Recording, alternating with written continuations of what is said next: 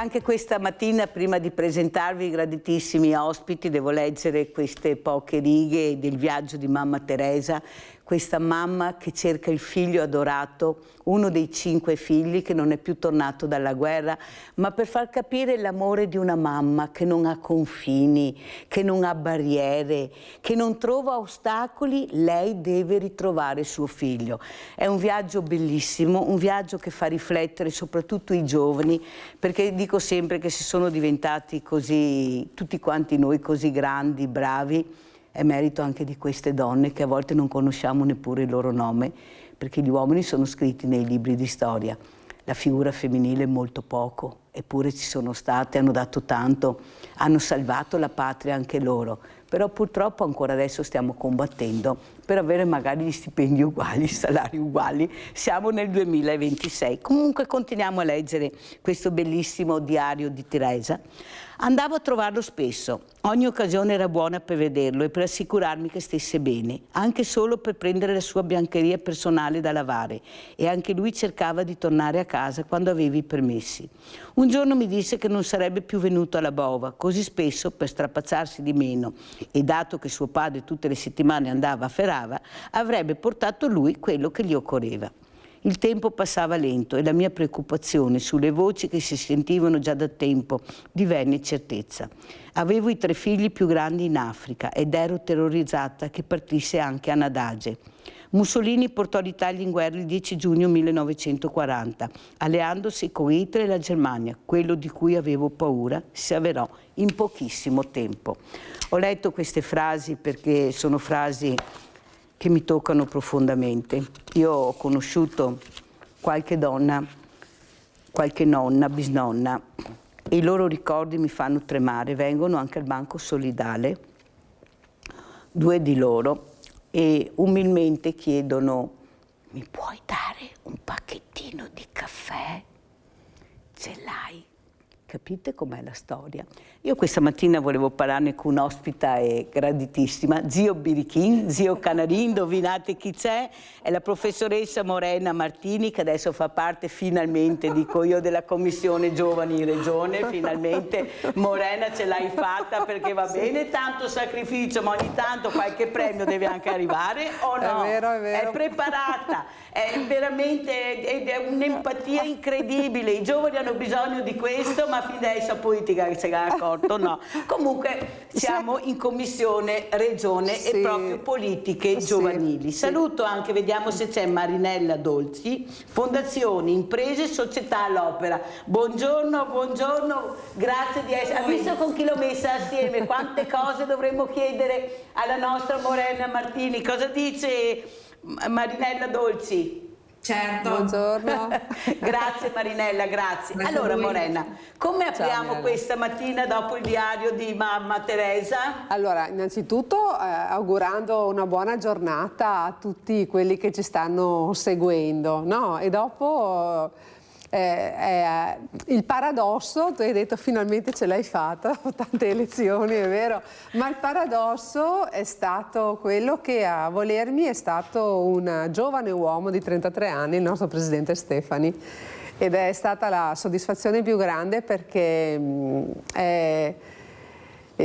questa delega alle politiche giovanili è una cosa nuova che ha voluto il Presidente, questa dei consiglieri delegati, al momento siamo in 3, e la delega alle politiche giovanili scelta per me, che insomma giovani ne ho conosciuti tanti, è stato veramente un riconoscimento, non so se lo meritavo o no, ma sicuramente mi ha fatto un grande piacere. Lui vuole...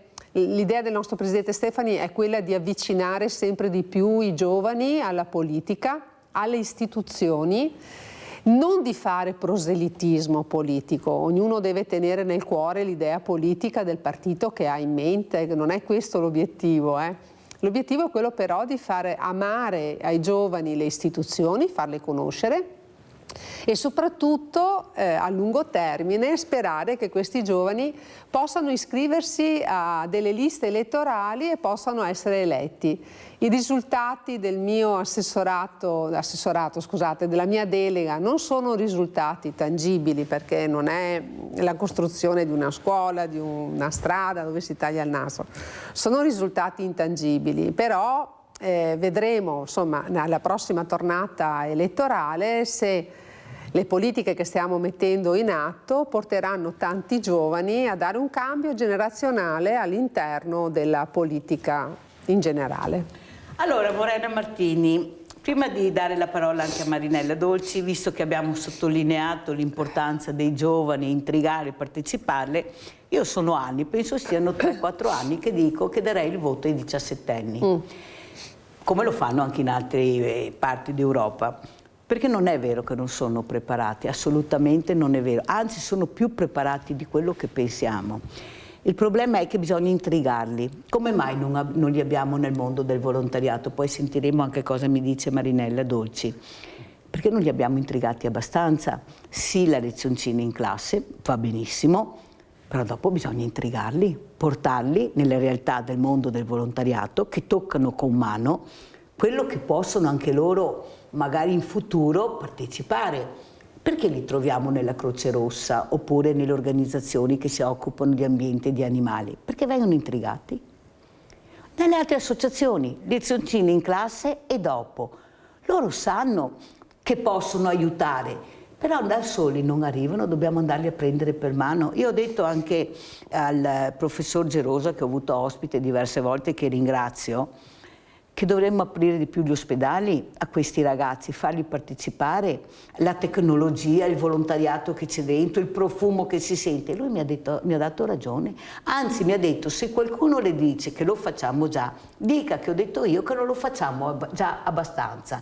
Allora capisce che questo uomo che vuole girare anche la piramide, perché ha capito che l'ospedale non è fatto solo di mattoni, ha capito l'importanza del coinvolgimento. Ho avuto un'altra eccellenza, il professor Cillo, l'altro giorno, perciò cardiochirurgo, ha detto: lo sa Mirella che abbiamo avuto 40 ragazzi nelle sale operatorie che volevano vedere, entrare, aveva ragione lei. Allora, cioè, io non voglio essere la prima e neanche la seconda, però sono io che devo dire queste cose, no, che questi ragazzi hanno bisogno di essere intrigati, non li abbiamo perché non abbiamo saputo intrigarli. Sentiamo cosa ci dice Marinella Dolci. Prego Marinella.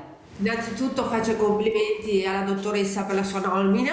Grazie. E io sono in un settore, come lei sa, cooperativa sociale, dove sì, noi diamo da lavorare alle persone fragili e soprattutto detenuti. Purtroppo in questo settore ci sono persone giovani, e questo determina che c'è un problema di fondo, che secondo me è dovuto da questa società che è basata molto sui social e non permette a questi ragazzi, vivono in un mondo diverso, non quello che abbiamo vissuto noi, secondo me, ed è vero che bisogna motivarli. Non è facile secondo me oggi come oggi. Le faccio un esempio: è venuto un ragazzo a presentarsi, è arrivato con il padre. Ribadisco, il nostro ambiente è difficile perché chi viene a lavorare lì sa che lavora con dei detenuti, per cui la preoccupazione è tanta, ma io ho visto un padre troppo apprensivo, troppo che non dava spazio al figlio di confrontarsi con le persone, perché era presente anche durante la prima formazione, per cui secondo me abbiamo questo problema di base, che bisogna istruire anche i genitori oltre che ai ragazzi. Sono perfettamente d'accordo Marinella Dolci, grazie anche per quello che ha detto. Bisogna fare squadra, unire le forze e vedere come arrivare a loro. Già ne abbiamo pochi, se perdiamo anche quei pochi perché non li intrighiamo, cosa faremo? Che compito, Morena Martini, che compito, prego. Perché allora, i giovani, parliamo di una fascia molto ampia, perché si considerano giovani le persone che vanno dai 14, pensate, ai 30 anni, quindi ci sono 2-3 generazioni dentro e bisogna prenderli settorialmente.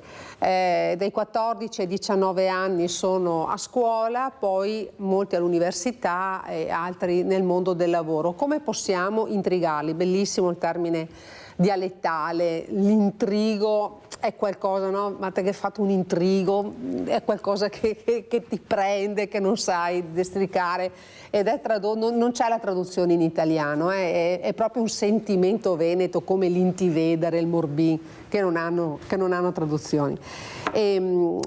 Come possiamo renderli partecipi? Allora, è vero che molte associazioni che riescono a farsi conoscere catturano l'attenzione di questi ragazzi.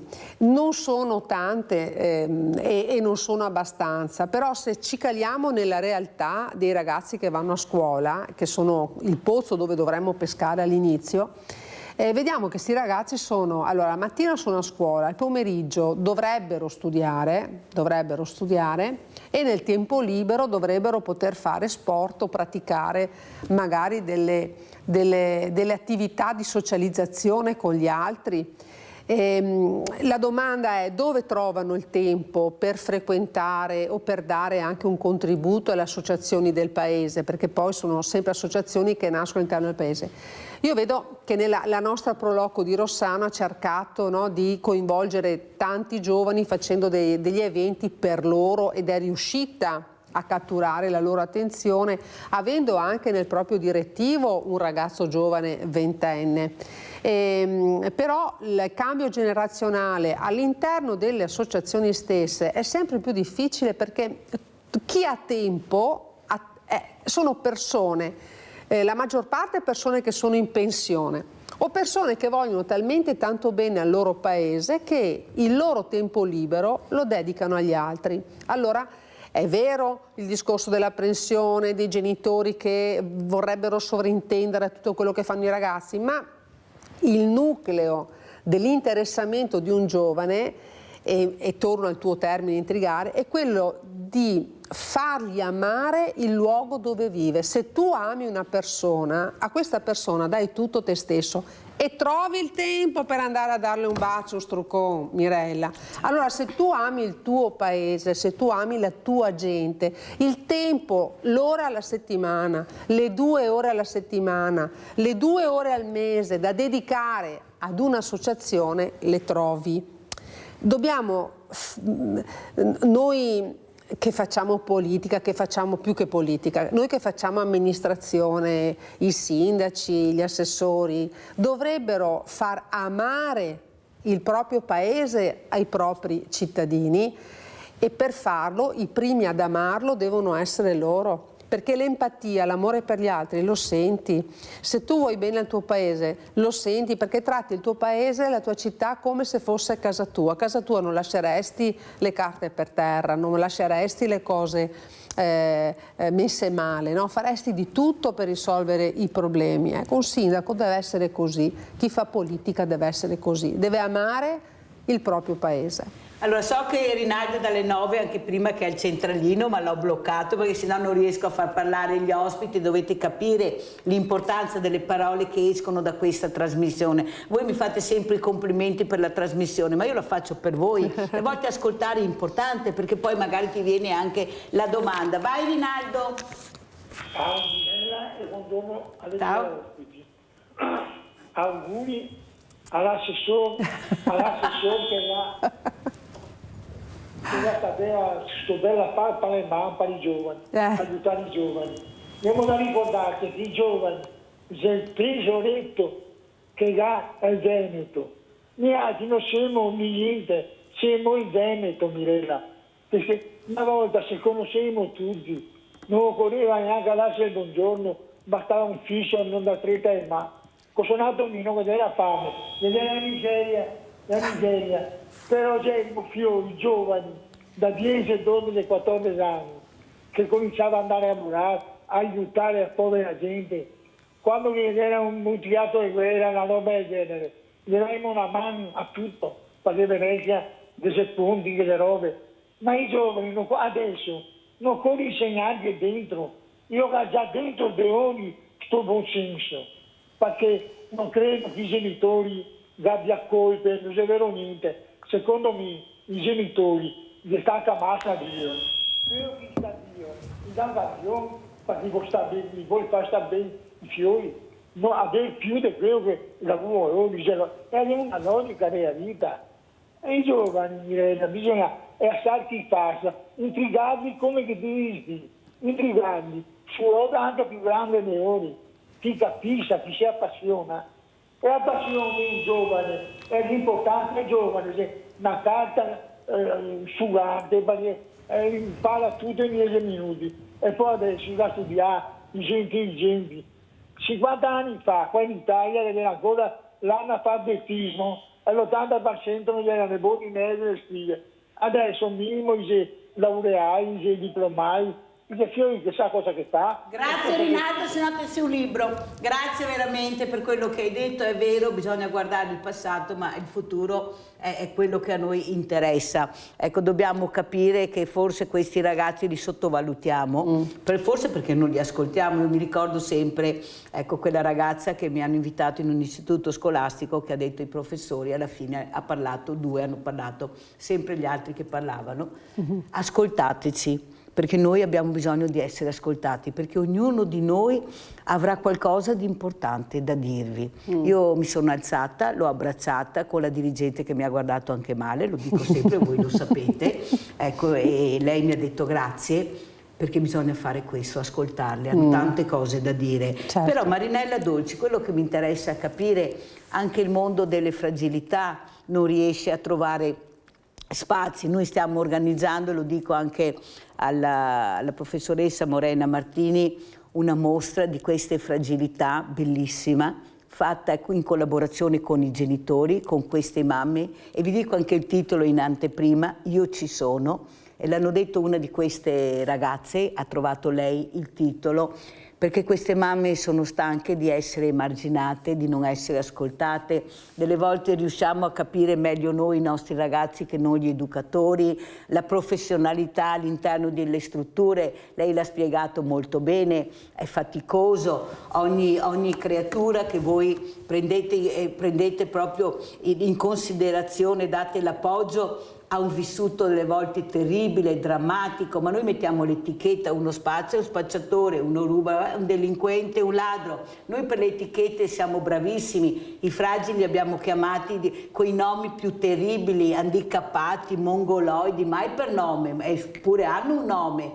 Ecco, cosa vuole dire? Ecco, cosa c'è da cambiare anche culturalmente per far capire che questi ragazzi anche fragili, se hanno un diploma, possono trovare lavoro, non essere marginati, non fare carriera, come ha detto quella scrittrice che ho visto ospite. Ecco, anche all'interno di questi istituti, prego Marinella. Fortunatamente non abbiamo mai avuto, abbiamo avuto pochi casi di ragazzi giovani. Abbiamo avuto, mi sembra 3 anni fa, un progetto di questa ragazza che andava alle medie, aveva fatto un furto, è rimasta in questo progetto, lei doveva partecipare, è venuta da noi, lavorava il pomeriggio. La ragazza è arrivata che era, ma non so, trascurata, era un'alternativa, capelli rossi, insomma un po', e lavorando Come me allora? è cambiata, aveva delle sue entrate, stava a contatto con le persone, si è resa conto che il suo modo di vestire, il suo comportamento doveva essere cambiato, e così è stato. Lei dopo ha lavorato per noi, finito il progetto, ha voluto continuare, poi si è licenziata e penso che sia andata a fare la commessa. Questa è stata una grande soddisfazione di cambiamento. Però in questo caso qua io dico che alle spalle mancava la famiglia, c'era una famiglia con un disagio. Dopo tornando al discorso dell'assessore, io dico, io faccio parte di un'associazione di volontari, facciamo soccorso sulle piste da sci in Trentino Alta Adige. E l'importanza e il coinvolgimento, appunto, noi abbiamo un presidente che è molto coinvolto, noi abbiamo 250 volontari e sono tutti giovani, perché abbiamo trovato, perché è una cosa che piace, perché loro possono sciare e possono aiutare, per cui secondo me la chiave è proprio trovare il modo di stimolare, trovare la soluzione, trovare proprio le tipologie, perché siamo tutti diversi, uno preferisce aiutare in un modo e ognuno in un altro, per cui secondo me proprio e soprattutto la cosa più importante è dare il buon esempio. I politici in primis, comunque le amministrazioni in primis, perché credo che sia brutto a volte vedere e ascoltare i telegiornali, vedere queste discussioni così violente, non sono belle da vedere. Noi dobbiamo dare il buon esempio a questi ragazzi e forse riusciamo a stimolarli per migliorare, per cambiare. Molto chiara, e la ringrazio anche per quello che ha detto. Adesso sentiremo come risponde la professoressa Martini, perché questa mattina le do una brutta notizia, Marinella Dolce, lo dico anche alla professoressa Martini, in prima pagina c'è scritto che c'è un aumento incredibile di giovani nelle carceri, è aumentato molto forte l'aumento dei giovani, dei minorenni anche nelle carceri, perciò capite che lavoro da fare sarà enorme anche per Morena Martini. Prego professoressa. Allora, sono d'accordo col buon esempio, d'accordissimo, perché io ho sempre sostenuto che la disaffezione alla politica e al non voto durante le elezioni è la conseguenza della cattiva politica che è stata fatta, dei cattivi esempi che sono stati dati. Come in tutti i macro raggruppamenti fa più rumore l'albero che cade della foresta che cresce. Mi spiego. Ci sono il 98% di chi fa amministrazione politica sono delle persone straordinarie che fanno tantissimo, ma quando si esce sui giornali escono quel 2% di persone che l'amministrazione e la politica la rovinano con scandali e quant'altro.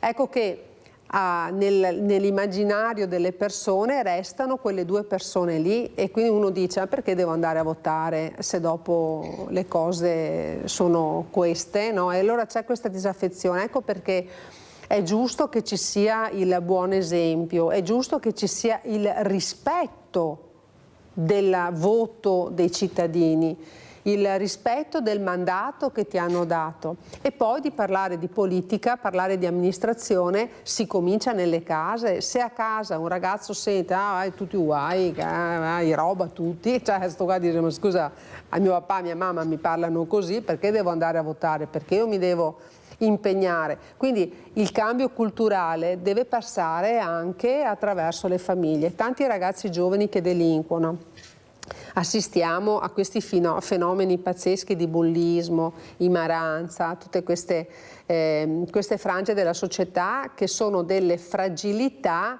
pericolose, sono delle fragilità che portano anche del pericolo. La domanda che un adulto si dovrebbe fare questa: come mai un ragazzo, una ragazza ha bisogno di dimostrare di esserci usando la violenza?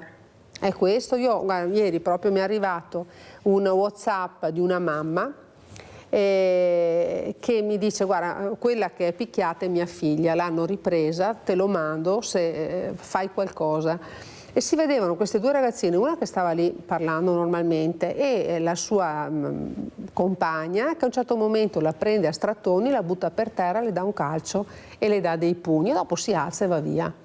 Ma perché? Perché? Che disagio ha sta ragazza? Quali sono i passaggi? Io sono convinta che ci debba essere un progetto educativo per questi ragazzi, che è quello di mandarli a lavorare su delle cooperative sociali all'interno delle case di riposo, laddove possono toccare con mano che ci sono persone che effettivamente hanno bisogno, cioè tra virgolette la punizione, un termine brutto da usare, ma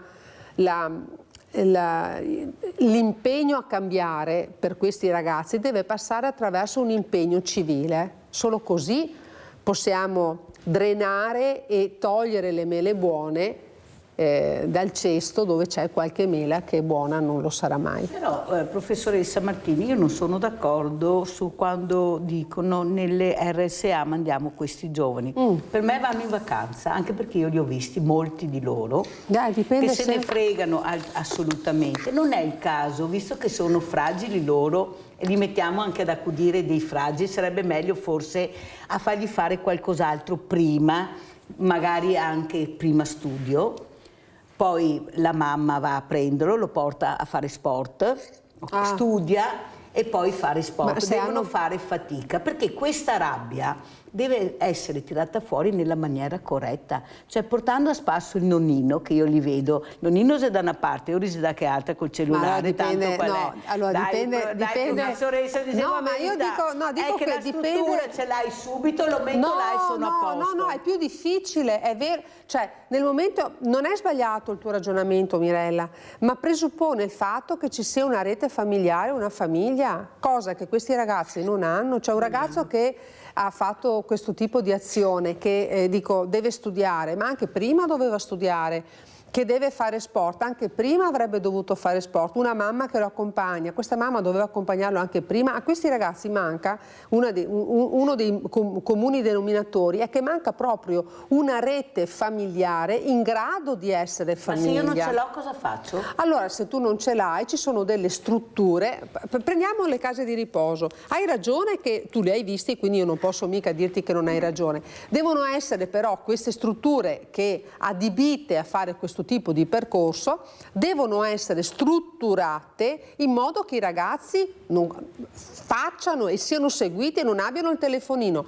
Ho ascoltato due educatori, non due psicologi, due educatori proprio della provincia di Treviso che mi hanno presentato un progetto molto valido su questo tipo di fragilità, su questo tipo anche di emergenze, un progetto strutturato che fa sì che questi ragazzi all'interno delle strutture dove vengono ospitati siano attivi, non passivi. Attivo può anche essere, vabbè, non stai con il nonnino per esempio, ma vai in cucina o in lavanderia o dov'è a fare un lavoro manuale. Ma è che non c'è trasparenza su quello che fanno, perché io, come ripeto, li ho visti.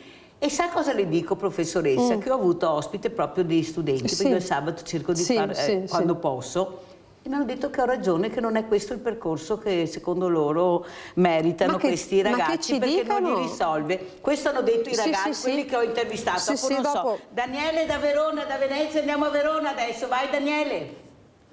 Ecco, scusami Daniele, ti ho fatto aspettare, ma riprendiamo con la nostra regia la telefonata. Allora, sentiamo cosa dice Marinella Dolci, che capisce soprattutto l'importanza della fragilità della famiglia, Dio, patria, famiglia. E se io non ce l'ho, cosa faccio? Allora, sicuramente queste strutture dovrebbero supportare questi ragazzi. Come dice lei giustamente, io le faccio un altro esempio, lavoravo in un'azienda dove ci venivano i ragazzi a fare gli stage. Esattamente. Tanti mi dicevano che dove andavano o dove erano stati non facevano quello che avrebbero dovuto fare, per cui secondo me quello da monitorare sono proprio queste strutture che dovrebbero supportare questi ragazzi.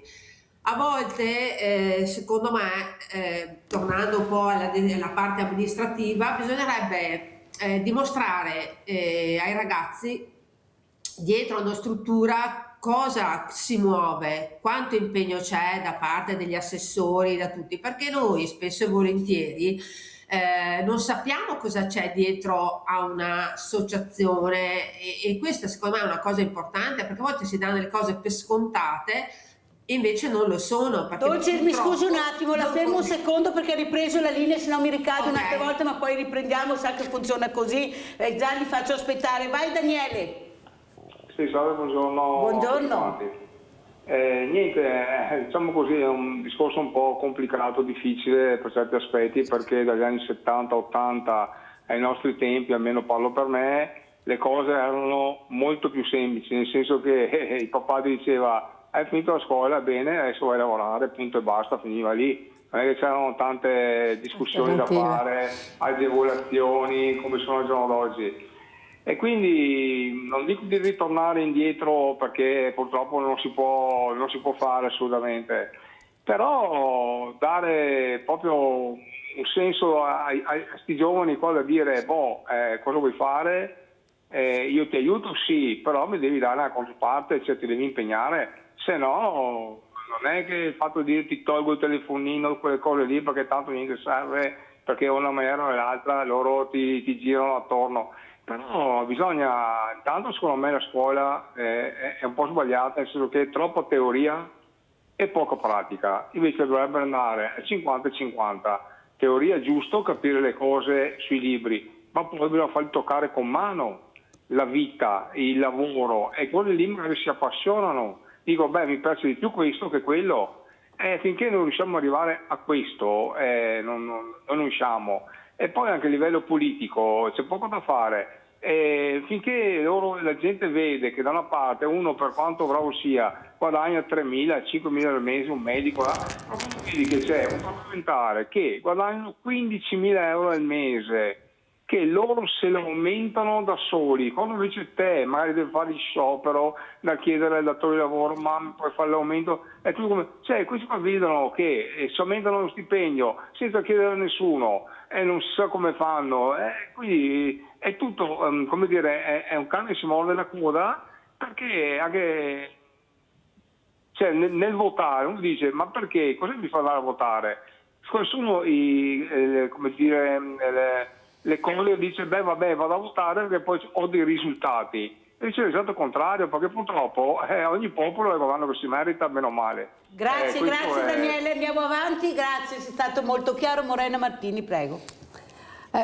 Allora, sul discorso del lavoro, anch'io ero una ragazzina negli anni 70, è tutto cambiato ed è difficile, è impossibile che un ragazzino di 14 anni, 13 anni, come facevamo noi, possa entrare in un'azienda, anche in quella di famiglia farebbe fatica, perché ci sono tutti i corsi sulla sicurezza, ci sono le assicurazioni da fare, c'è tutta una normativa per cui prima dei 16 anni diventa praticamente impossibile. Però è vero anche che tanti ragazzi che studiano hanno magari il lavoro a chiamata, li trovi nelle pizzerie, li trovi anche durante l'anno scolastico. Io ho insegnato in un liceo per tantissimi anni, per 30 e passa anni, e avevo tantissime ragazze e ragazzi che alla sera, magari il sabato e la domenica, andavano a lavorare a chiamata, e quindi questo è sicuramente importante.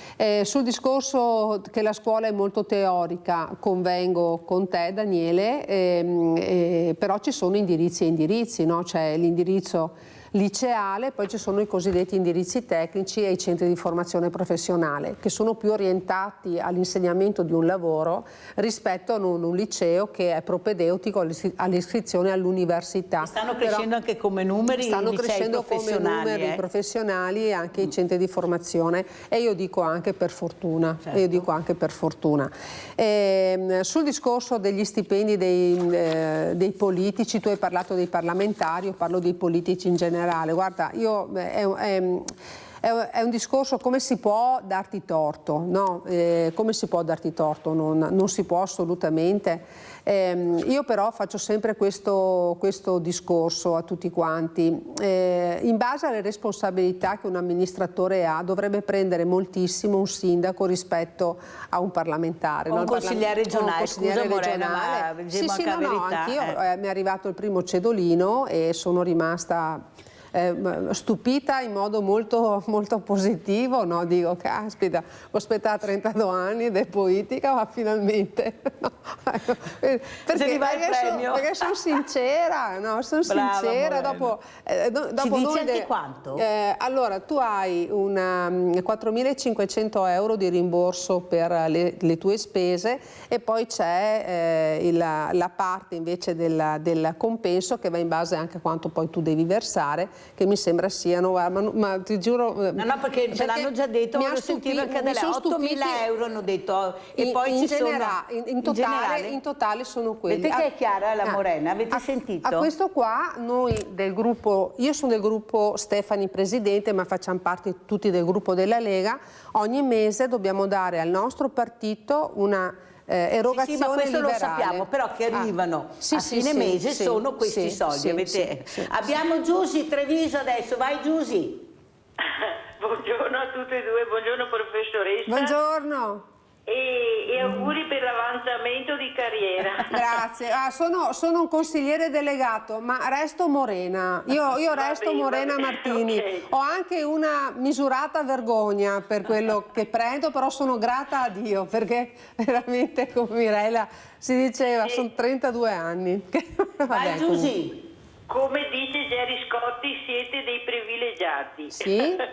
Sono dei privilegiati, ma posso dice dirti, Gerry io mi sento privilegiata da quando sono nata, perché ho avuto la fortuna di essere nata in una famiglia che mi ha insegnato ad essere onesta. E poi ho avuto la fortuna di aver potuto studiare lavorando, e ho avuto la fortuna di fare il lavoro nella vita che mi appassionava, che era quella di insegnante. Quindi io sono, ho avuto la fortuna di avere una figlia. E quindi io sono privilegiata dal giorno in cui sono nata, sono grata a Dio. E io aggiungo che ha capito che forse entrando in politica avrebbe avuto un altro privilegio in più, prima o dopo sarebbe arrivato.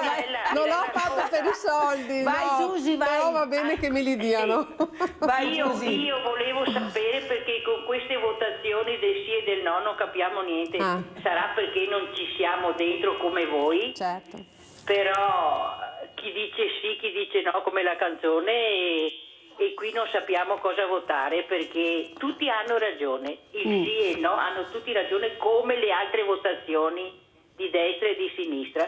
Dico volentieri. Io mi chiedo perché non si può andare d'accordo su cose che dobbiamo avere noi cittadini quando si va a votare, perché uno dice sì e l'altro no. Ma non sono le stesse cose per noi cittadini, gli avanzamenti di carriera, gli stipendi, la salute, tutte queste cose qua. Dovrete essere tutti d'accordo, di destra e di sinistra, perché questo non c'entra niente con la sanità, con il lavoro, con aiutare le persone che hanno bisogno, con aiutare la Mirella con questi soldi che non ne può più.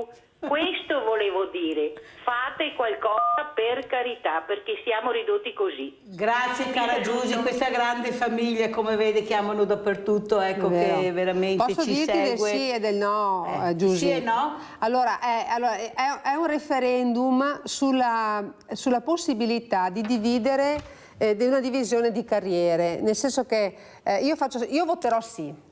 Convintamente voto sì. Tu avrai seguito dalla voce, avrai la mia età, forse magari un po' più giovane, avrai seguito il caso Tortora. Ecco. Il caso Tortora è un caso di cattivissima giustizia, cattivissima, è stato condannato da innocente. Lui ha detto ai giudici alla fine della sentenza, ha detto: io vado in carcere con la coscienza tranquilla, spero che anche voi giudici ce l'abbiate, perché sapeva di non aver commesso niente, poi negli anni si è saputo che Tortora aveva ragione. Ecco, se a quell'epoca ci fosse stata la divisione delle carriere fra pubblico ministero e giudice, Tortora non sarebbe andato in carcere. Ecco, già solo questo dovrebbe far capire alla gente che si deve votare sì. Tantissimi giudici di sinistra o del centro-sinistra voteranno sì. Ecco, Di Pietro, ce lo ricordiamo, il grande PM di Mani Pulite, lui voterà sì. Grattieri voterà sì. E quindi accanto a tutto un centrodestra unito che voterà sì, perché non è una legge fatta... Fratelli mi sembra che vota no, però. No, Fratelli vota sì, ma i fratelli fa quello che vuole, la Lega vota sì, e invito a votare sì. Anche perché se no aspetta il posto, te prego Morena, No, che con tanta fatica, mancava solo che dicesse che Morena vota no stamattina, a posto, voto pubblicità. Sì.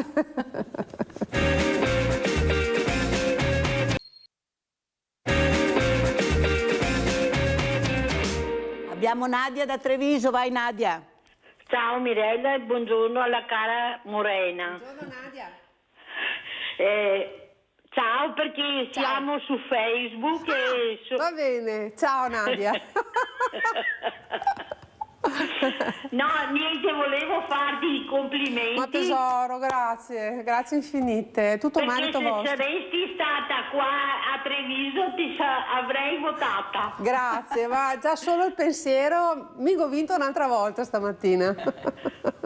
Complimenti tanti. Grazie. E speriamo che facciate quello che avete promesso. Io ce la metto tutta, ma grazie, arrivederci e buona giornata. Grazie Nadia, la mia felicità è che il nostro presidente è un giovane uomo di 33 anni con l'energia di un 33enne, ma la capacità politica e di mediazione e di intivedere di un uomo con molti anni di più, quindi la massima fiducia del nostro presidente. Allora io volevo raccontare perché Nadia ieri, siccome è una guerriera, nonostante sia una malata oncologica, lo dice lei, l'ha sempre detto, è stata operata nel 2025, perciò non è che sia passato molto tempo, è riuscita ad avere l'accompagnatoria per il marito.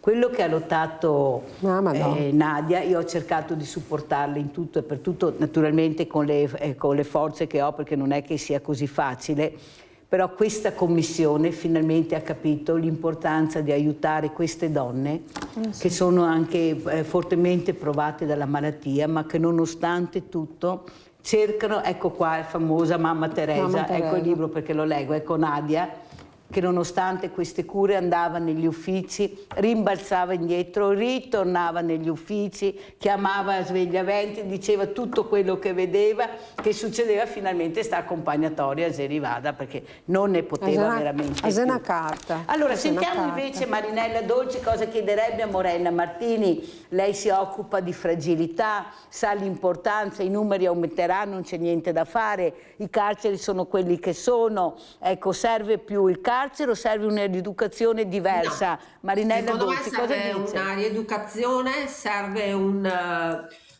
investire su dei programmi che assistano queste famiglie che si trovano sicuramente in difficoltà. Presumo, io non ho figli, per cui non sono proprio quella che può dare dei consigli, però credo che nessuno è nato genitore.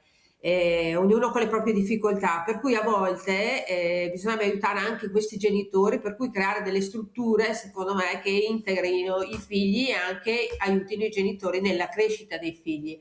Si potrebbe creare una rete tra enti tipo la nostra cooperativa o tipo enti diversi che possono dare da lavorare a questi ragazzi, magari per i periodi estivi.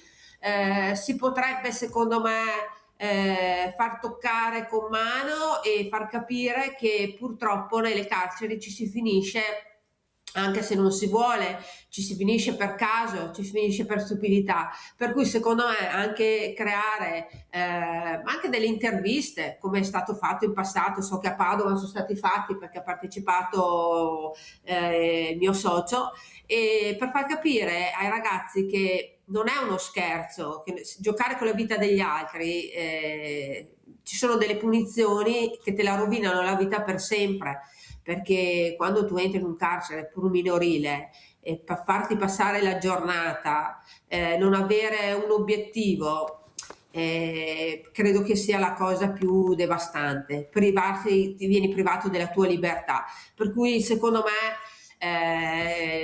la strada giusta è quella di creare dei centri di assistenza genitori e figli e di creare anche degli incontri con delle persone che hanno avuto percorsi di questo genere di detenzione, per fargli capire che la vita dopo non puoi tornare indietro, quello che hai fatto ti sei segnato per tutta la vita. Mi sembra, se non ricordo Dolci, male, però mi scusi se faccio un appunto. Io ho cercato più volte di entrare nel carcere femminile della Giudecca, ho chiesto varie volte proprio perché capivo l'importanza anche di far vedere questa struttura che è un fiore all'occhiello, diciamolo, hanno investito tantissimo. Non ci sono mai riuscita. Ogni volta che riesco a arrivare quasi alla fine, casca il suicidio. È già la seconda volta volta che mi capita, e si è suicidata questa ragazza. Ecco, è successo poco tempo fa, perciò devo tornare tutto indietro perché non si può più entrare perché c'è un'indagine in corso, però capisce, io dico ma perché Roma vediamo sempre Rebibbia, queste carceri, e questo che è un fiore all'occhiello che riguarda anche la figura femminile, cosa è stato creato per far capire l'importanza anche della struttura, non si riesce a entrare, per fortuna che si arriva a Papa Francesco che finalmente abbiamo capito l'importanza della struttura, di sentire queste detenute cosa hanno detto, le lacrime che scendevano. Poi alla fine ecco la trasparenza che noi avremmo diritto, perché noi dovevamo capire cosa c'è all'interno, cosa giustamente togliere la libertà a una persona, ma vi rendete conto, questi bambini in carcere piccolissimi, ecco, e grazie che ci sono queste strutture come, con questi volontari come Marinella Dolce, perché io non so se una cosa succederebbe, e vi ringrazio di cuore a tutta la famiglia di Sveglia Veneti, Marinella Dolce, avete fatto un lavoro eccezionale. Abbiamo Maurizio da Conservi, adesso Padova. No, facciamo il giro del Veneto. Vai Maurizio. Ciao Mirella e buongiorno ai tuoi ospiti, alle tue ospiti. Buongiorno. Allora, voglio dire una cosa, sento sempre questo discorso di rieducare. Allora, il discorso è, quando un delinquente, che sia un ragazzo, che sia un adulto, eccetera, ok, che è abituato vita eterna a fare rapine, a picchiare, a fare danni collaterali, ok, deve essere messo in galera, ok? Io capisco che dentro in galera ci sono gli educatori, ma dopo questo signore che cioè, non sta fermo, rifà quello che ha fatto prima, quindi il lupo perde il pelo ma non il vizio, quindi non si può rieducare una persona che è nata delinquente, perché lo farà sempre. Questo ve lo dico io, ok? E mi faccio sempre queste domande. Ecco, attendo vostre risposte, grazie, buona giornata. Beh, più che lupi, minori anche agnelli a volte, il problema è che la maschera da lupo. Morena Martini, allora, prego. Maurizio, è un po' una teoria lombrosiana. Lombroso diceva che i delinquenti hanno tutti una faccia, restano delinquenti da quando sono nati fino alla morte. Io non la penso proprio come te, nel senso che prima la collega Dolci diceva che tante volte i ragazzi si trovano per caso. Distinguiamo le cose. Ci sono persone che hanno l'istinto a delinquere, e purtroppo è vero, ma ci sono anche ragazzi che per stupidità, perché si trovano in mezzo a una compagnia sbagliata, perché non ci pensano, commettono il reato, no? Io porto sempre come esempio i 3 ragazzi che 30 anni fa hanno buttato i sassi dal cavalcavia, ve lo ricordate? Erano 3 ragazzi che poi sono stati messi in carcere a Verona, poi hanno chiesto proprio per poter essere più distanti dalle famiglie, perché avevano ancora il rimorso, no, e di vedere le famiglie che andavano lì a trovarli, così hanno chiesto di essere portati poi a Torino e a Torino hanno completato gli studi, si sono laureati, adesso hanno scontato la loro pena, parlo di tantissimi anni, è successo 30 anni fa, io non ero ancora mamma in quel periodo, quindi 32, e lo facevano per noia, cioè nessuno di loro ha mai pensato che buttando i sassi potevano uccidere qualcuno. Ed è assurdo se ci pensiamo adesso, ma all'epoca loro erano, non so se neodiciottenni o forse non ancora diciottenni. Ecco, persone così non sono nate per delinquere, hanno fatto la cazzata del secolo, brutale, hanno assassinato una persona e hanno scontato la loro pena in un carcere che ha dato loro la possibilità di costruirsi un futuro, perché sono usciti dal carcere a 45-50 anni, hanno ancora un pezzo di vita davanti, hanno potuto studiare ed imparare un mestiere. Sicuramente questi non delinqueranno più. Poi ci sono gli altri casi, quelli che invece perpetuano il fatto di delinquere e le azioni malvagie. Allora quella è tutta un'altra partita. Nel nostro sistema, noi viviamo in Italia dove il nostro sistema carcerario è quello di rieducare, cioè di far capire a chi è in carcere che ha sbagliato. Questo è il sistema è il sistema Italia, e questo sistema Italia costa tantissimo alla comunità, perché costa, no, alla comunità. Io sono più propensa a questo sistema che non ad un sistema punitivo tout court, perché io non sono un estremista, ok? Sono però molto dura e tranchant nei confronti di chi fa determinati reati. Io non darei la buona condotta ai pedofili, non darei la buona condotta a chi ha commesso omicidi nei confronti di donne, di bambini, eccetera, e sarei per la castrazione chimica, questo sì, questo l'ho sempre detto, perché se uno ha degli istinti che non riesce a controllare, facciamo in modo che questi istinti non ce li abbia più. Non credo di essere un estremista quando dico che certi personaggi che usano la parte bassa della loro pancia per commettere delitti devono essere castrati chimicamente, perché lì è un istinto che se tu non riesci a controllare, io Stato ti aiuto a controllarlo per tutta la vita. Il problema è che queste persone, che lei ha descritto molto bene, professoressa, sono ai vertici, sono i vertici di stati molto importanti. Vediamo cosa stiamo ascoltando. Il discorso di Epstein è vomitevole, è vomitevole. Queste quello bambine che è vomitevole. Sembra siano state sepolte, sembra siano anche italiane, le stanno cercando queste creature. È vomitevole. E capite chi frequentava questa vita, adesso stanno cercando di correre senza ai pietà. ripari. Ecco, però... no, con queste persone che hanno commesso questi reati non ci deve, cioè la pietà cristiana non basta più. È il mio pensiero, è il pensiero proprio di Morena Martini, non di una rappresentante politica di un partito, no, è il mio pensiero. Di fronte agli abusi sui minori, alla tratta di esseri umani che esiste ancora nel mondo, ma non solo a fini sessuali, che già quello è abominevole, ma esiste la tratta dei minori per l'espianto di organi da vivo.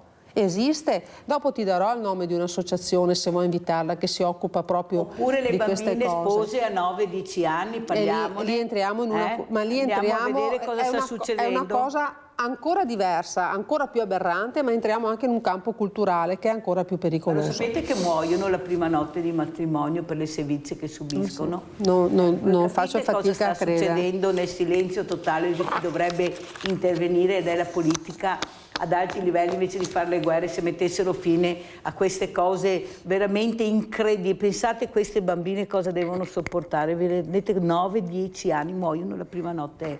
Detto questo, sentiamo invece cosa vorrebbe chiedere Marinella Dolci alla professoressa Morena Martini, visto che ha l'opportunità di interloquire direttamente, tante cose da fare. Prego Marinella Dolci. Noi siamo disponibili se ci sono dei progetti da portare avanti, da collaborare per dare da lavorare a dei ragazzi, da fare degli incontri. Io riguardo al signore di prima volevo dire, se comunque per determinate persone non diamo la possibilità di inserirsi in un ambito lavorativo, loro delinqueranno sempre, dobbiamo istruirli, l'educazione e insegnargli un lavoro. Se noi non gli diamo questa possibilità, noi non riusciremo mai a fargli capire che lavorare si recupera anche la dignità. Non dico che è per tutti, però fortunatamente nella nostra cooperativa abbiamo ottenuto degli ottimi risultati. Questa è una parentesi che chiudo. E niente, che secondo me che se ci sono dei progetti, dei bandi, che secondo me si potrebbe fare dei bandi per dei progetti per recuperare questi ragazzi, per creare delle attività o per farli lavorare durante il periodo estivo. Adesso magari siamo un po' fuori zona, però secondo me questa sarebbe la soluzione, creare una rete di enti che danno la possibilità di essere inseriti in ambiti lavorativi, e di conseguenza noi all'interno della nostra cooperativa abbiamo anche l'ufficio sociale, c'è una psicologa, per cui nel senso siamo anche attenti alle varie problematiche dei nostri dipendenti. Grazie, ma ha fatto bene, prego professoressa. Ringrazio Marinella per il lavoro che fa. Vi scambio i numeri così magari così tenete in contatto le mail. Sì, c'è da lavorare molto. So che i fondi sul sociale sono stati riconfermati. Anche nelle linee che attingono dai fondi sociali europei, quindi da questo punto di vista qua. Poi la mia delega è un po' particolare perché va a toccare diversi assessorati, no? Io sono delegata per la partecipazione e soprattutto, no, alle politiche giovanili. Poi le politiche giovanili si declinano con il sociale, che è l'assessore Roma, con la collega Mantovan, che è dell'istruzione e della formazione, ma anche per, la cultura, no? E quindi mi devo sempre rapportare con le colleghe assessore, che poi saranno quelle che in giunta porteranno le mie istanze, mentre le politiche giovanili in generale, l'assessorato lo ha tenuto il Presidente. Quindi io mi rapporto con lui e lui in giunta porterà le proposte che riterrà opportune e utili. E penso che progetti ce ne siano anche di molto validi. Io penso che se aprite il cassetto della regione chissà cosa esce, ecco, perché veramente sono stati... Allora, il Presidente ha chiesto, una delle cose a cui tiene molto è il Consiglio regionale veneto dei ragazzi, quindi riproporre il modello del nostro Consiglio regionale però ai ragazzi delle scuole superiori. Quindi appena eletta quello mi sono concentrata, no? E quindi mi sono fatta stampare tutto quello che è stato depositato come progetti di legge, eccetera, eccetera, sui giovani, ok? Quindi io prima 15 giorni li ho passati a leggere tutto. Però con soddisfazione posso dire che è pronto il mio primo progetto di legge, che adesso vediamo come vorrà portarlo il Presidente, sulla costituzione del Consiglio regionale veneto dei ragazzi, e quindi penso che nei prossimi mesi il Presidente potrà darne la notizia, perché quando poi si deposita, il Presidente... Non più parole, ma un fatto concreto, che penso Morena, che è proprio è questione di settimane. Io sono così felice che nel giro di pochi mesi concretizziamo già qualcosa che voi non avete idea, insomma. Ecco. Allora, sentiamo come ci saluta, con quale saluto proprio Marinella Dolci ci dà questa mattina, ecco, lasciandoci, prego. Beh, io auguro a Morena che il suo progetto vada in porto, che sia un esempio per altri comuni, per altre attività. Io mi auguro che il recupero di questi ragazzi e l'aiutare questi ragazzi diventi un obiettivo, non un obiettivo, ma un fatto concreto. Grazie Marinella, grazie infinite. Allora scambierò naturalmente con la sua autorizzazione, certo, Marinella Dolci, numeri mail, perché penso che queste siano le cose importanti anche per la professoressa Martini, che è nel pezzo da tanti anni, che sa che non ma gente concreta, con progetti concreti e validi. Perciò grazie e complimenti sempre per quello che fate. Grazie. La professoressa Martini rimane con noi perché ci sarà una sorpresa, pubblicità.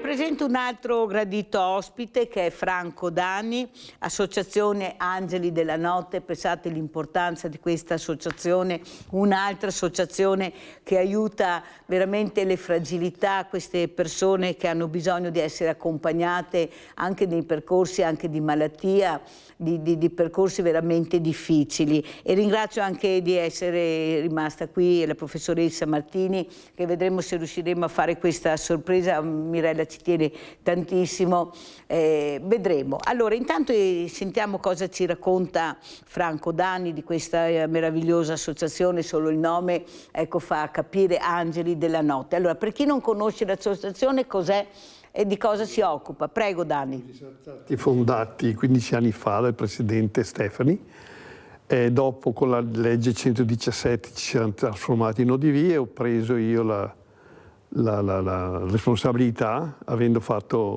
studiato la legge, e adesso abbiamo ripreso con una nuova modalità.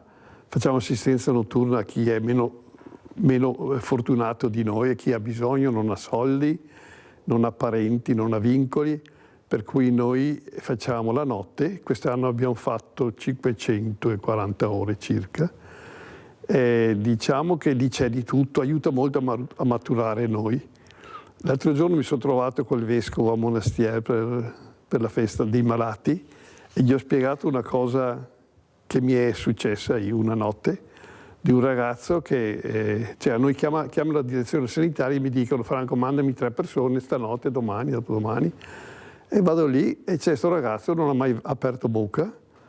Io lo coccolo a parole, poverino. Aveva bisogno d'affetto sto ragazzo, che gli parlo E poi gli dico, guarda che io sono qui, se hai bisogno, basta che tu mi chiedi. Lui ogni tanto apriva gli occhi, mi vedeva e dormiva per tutta la notte. Poi alle 6 lui dorme, io vado via, e la notte successiva accompagno una signora, gli dico, guarda che io non posso stare qui stasera, però c'è sta signora, è come una mamma, se hai bisogno, tu basta che gli chiedi, sai? Vado per salutarlo, mi prende con forza il braccio, mi avvicina e mi dà un bacio. Mi ha preso in contropiede e sono rimasto, ho detto cosa c'è dietro quel gesto lì. Così poi ti fa capire che se fai una Anche notte... commuovere Dani alla sua età mica semplice, perché è una persona tosta, Dani, vuol dire ecco l'affetto, il valore. Gli altri dicono comunque bravi che siete, ma non è che noi riceviamo molto di più di quello che diamo, sembra impossibile. Allora andiamo a vedere questa associazione per capire di cosa si tratta, è molto importante, il video Angeli della notte, così anche la professoressa Martini riesce a capire.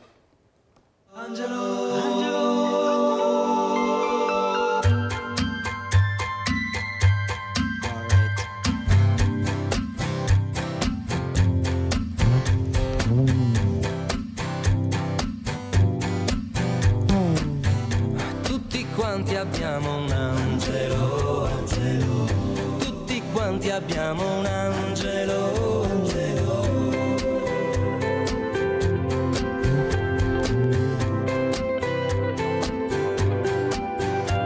ma come non hai mai sentito cantare il tuo angelo?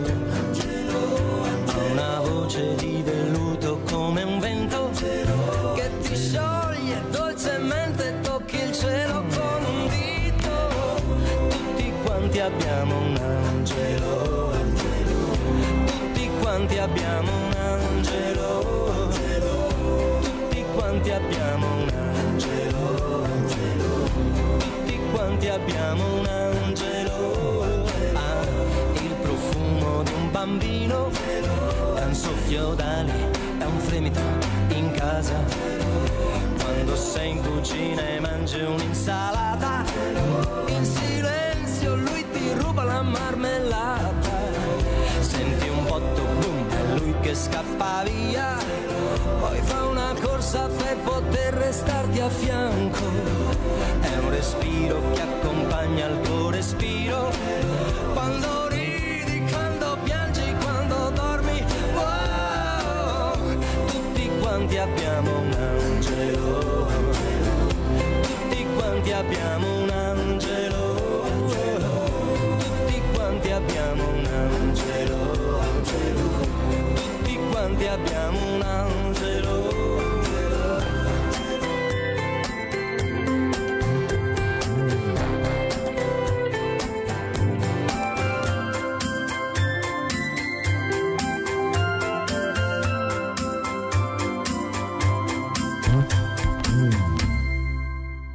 Allora, professoressa Martini, come commenta quello che ha detto Dani, quello che ha visto? Prego.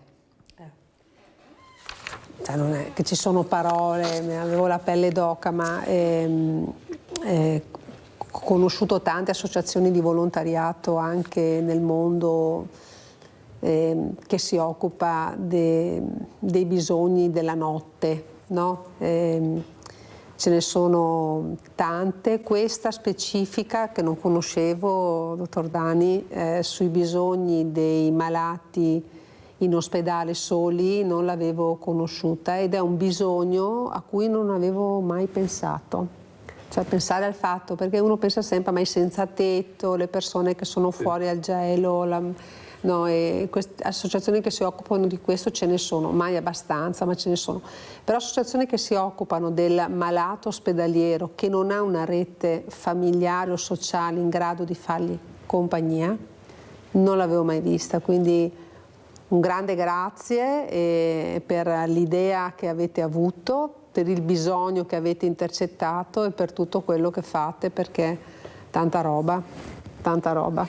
È vero che si riceve di più, è vero, però anche qua che cosa spinge una persona, un giovane, ad andare in ospedale una notte, a tenere la mano a una persona che non ha nessuno, Mirella, no? Che cosa lo spinge? Lo spinge l'amore per gli altri, alla fine c'è proprio il buon esempio il buon esempio. Chissà quante magari persone stamattina vedendo questo ti contatteranno, la contatteranno dicendo voglio farlo anch'io, speriamo, no? Perché il buon esempio è contagioso. Ma è una riflessione che dobbiamo fare tutti, no? Ho 2 ore di tempo da regalare agli altri, ho una serata al mese, una notte al mese da regalare agli altri. Se la risposta è sì, contattatelo. Allora andiamo a vedere questi assistenti anziani, andiamo a sentire chi parla. Bravi. Alberto Stefani nel 2026 vuole portare negli edifici di edilizia popolare una figura stabile di assistente di comunità per aiutare gli anziani soli e i residenti fragili. Non sarebbe un infermiere o un operatore sanitario, ma qualcuno nei condomini o nei quartieri che aiuti nei piccoli problemi, che faccia rete, che intercetti situazioni di disagio. Il modello è quello giapponese o dei paesi scandinavi. Un progetto, spiega Stefani, che vuole ridurre solitudine e marginalità. Stefani parla di un welfare di prossimità per rafforzare la collaborazione tra comuni, ULSS e mondo del volontariato. Si creerà un albo di queste nuove figure e conferma che sono già 57 i comuni interessati alla nuova professionalità. Un'idea che sul piano sociale piace e intercetta un bisogno reale. In Veneto crescono gli anziani che vivono soli, spesso in alloggi popolari con fragilità che non sono solo sanitarie ma relazionali. Ma il progetto apre anche alcuni interrogativi. Il primo riguarda le risorse. Chi pagherà questi assistenti? Le famiglie? E se non hanno possibilità, con che contratti? E come il progetto verrà mantenuto nel tempo? Altro nodo, la formazione e le responsabilità. Se l'assistente dovrà anche monitorare situazioni di fragilità, sarà necessario definire ruoli, limiti e tutela professionale per evitare di creare una figura tuttofare senza strumenti adeguati. I pericoli sono evidenti quando si gestiscono masse di informazioni delicate. Stefani disegna una regione che punta su domiciliarità e prevenzione. Decisivo il confronto con comuni, ATER e ULSS per definire modalità operative e tempi di avvio.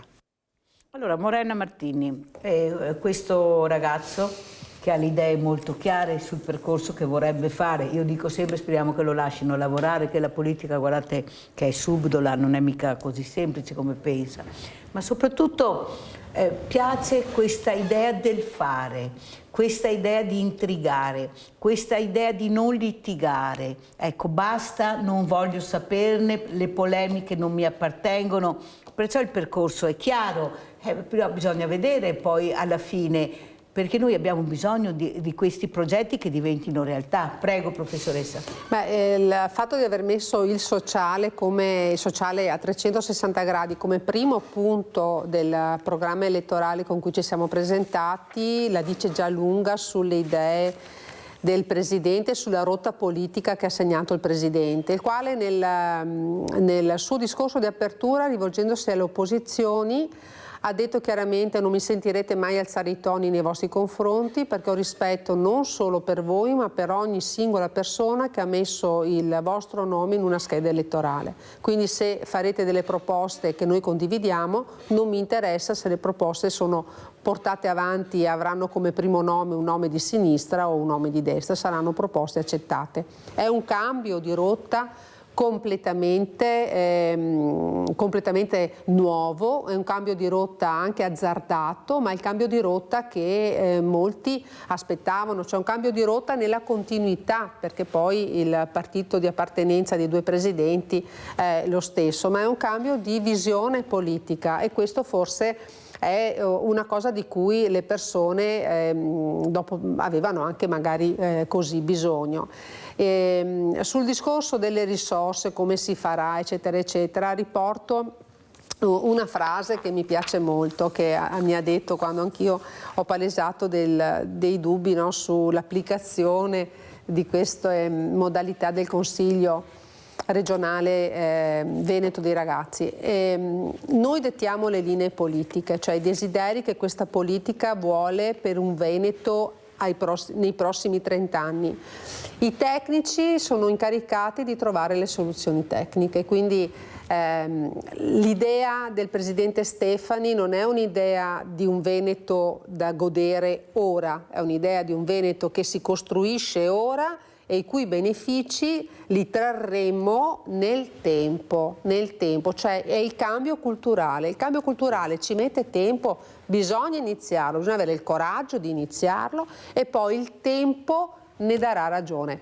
Nei paesi scandinavi c'è, basta copiare dai bravi. Io sempre come insegnante, quando uno copiava, Mirella, e io non me ne accorgevo, io dicevo, va, bravo, io non posso darti un brutto voto perché non ho prove che tu abbia copiato, posso pensarlo, anzi lo so nella mia testa, ma non ho prove, quindi ti do il voto che merita questo compito e ti dico anche bravo perché hai copiato da uno bravo, quindi copiare dai bravi, non si sbaglia mai. Anch'io ho copiato una volta, però ho copiato anche il nome e il cognome di quella che copiavo, perciò sono stata sgamata subito. Allora vi racconto questa, un mio compagno di classe, una volta non c'era, avevamo i manualetti tipo i bignami, no? Con tutte le traduzioni. La versione di latino non aveva mica il traduttore proprio della versione che ci ha dato e lui copia la versione, so che ha copiato non solo la parte fotocopiata, che ha copiato 10 righe in più. Come Mirella, no? Dalla fretta di copiare ho copiato tutto. La persona che ha detto, ti devo dare 4 per l'immaginazione, non so se hai dato 4, non mi ricordo, ma abbiamo riso come i matti. Quando passati 45, 40. Allora Dani, avendo la professoressa 45. Morena Martini, che è anche consigliere alle politiche giovanili in regione, cosa vorrebbe chiedere? Perché io sono convinta che dobbiamo unire più la squadra tra i diversamente giovani e i giovani. Io ho avuto degli studenti, ne ho 62, anzi il premio Irigen, che è stato poi preso all'interno della provincia di Treviso, è stato consegnato in provincia di Treviso all'istituto Irigen. È stato bellissimo perché quando hanno intervistato i ragazzi premiati, Dani, lo dico anche alla professoressa Martini, se vuole rivedere anche questo servizio bellissimo, hanno detto una cosa fondamentale, perché basta lasciarli parlare sti ragazzi. Noi siamo stati bravi, ce l'abbiamo messa tutta, però dobbiamo essere accompagnati da altre persone che sono i nostri insegnanti, che ringraziamo. Capite che questi ragazzi capiscono l'importanza di fare squadre con quelli che hanno più esperienza, che possono insegnare loro di più. Noi abbiamo bisogno di essere accompagnati. Professoressa, mi sembra una frase bellissima da ascoltare. È la frase che dovrebbe essere scritta in ogni scuola, di ogni ordine, di ogni grado. Ma i ragazzi hanno bisogno di esempi, hanno bisogno di regole. Io non sono, quando ero in classe, io fino a 2 mesi fa entravo in classe tutte le mattine. Io non sono mai stata amica dei ragazzi, e non sono mai stata autoritaria, ma autorevole sì. Soprattutto i primi anni, soprattutto i primi mesi, no? I primi mesi quando non conoscevo una classe, perché loro si riconoscono nell'autorevolezza e nel rispetto.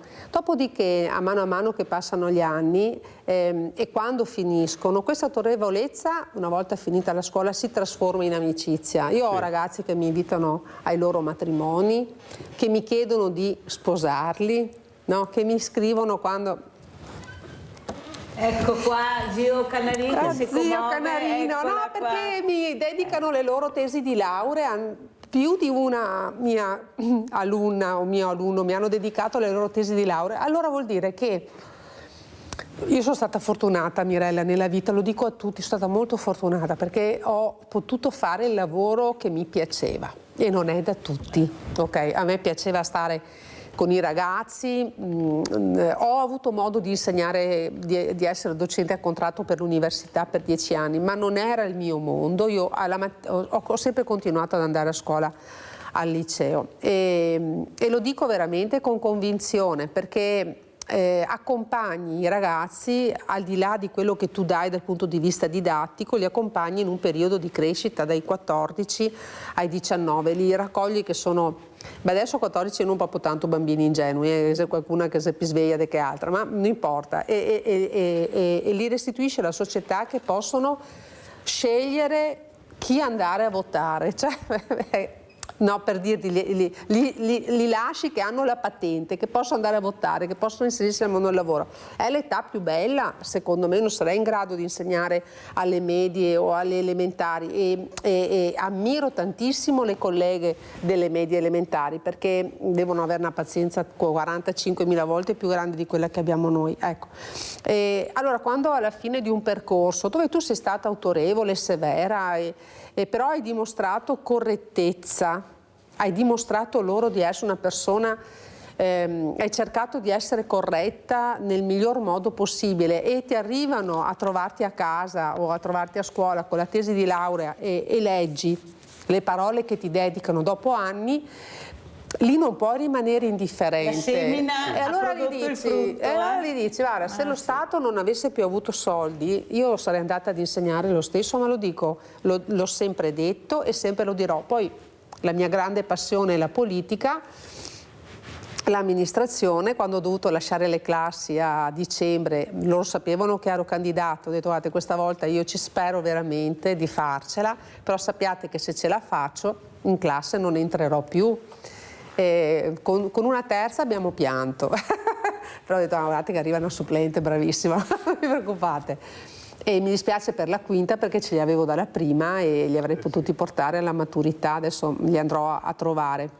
Il contatto con i ragazzi e con la classe mi manca molto. Se avessi potuto continuare come quando ero sindaco, che facevo 3 giorni a scuola e gli altri giorni in comune, se avessi potuto continuare però l'impegno con la delega come consigliere regionale non mi permette di chiedere un part-time. Quindi... capite che ha la passione, Moreno, non c'è niente da fare, la passione dell'ascolto, la passione dell'insegnamento, che daranno i suoi frutti anche nel ruolo che ricopre, perché sa, se la lasciano lavorare anche lei, perché qua bisogna vediamo. Però la sorpresa che volevo fare non sono riuscita perché purtroppo il collegamento mi manca, però voglio fare vedere questo musical, questo spot, poi la metterò in contatto con Di Dovere perché questi ragazzi vanno ascoltati, ce l'hanno messa tutta, però hanno fatto questo musical sulle parole di Papa Francesco, quella lettera che Mirella ha, voi lo sapete perché l'ho letta, che dice di andare avanti, di continuare, e questo musical è tutto sulle parole di Papa Francesco, misericordia, merci, andiamo a vedere.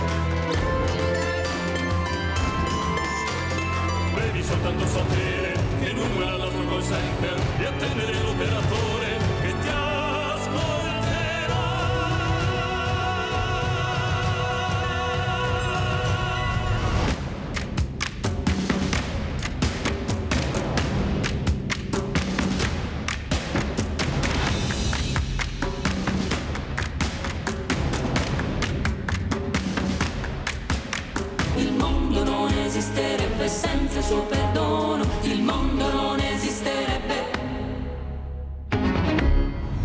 Sì, il Padre tutto perdona, lui solo cancella colpe. Io sono la sua immagine, davanti a noi si apre il cielo di un mattino nuovo.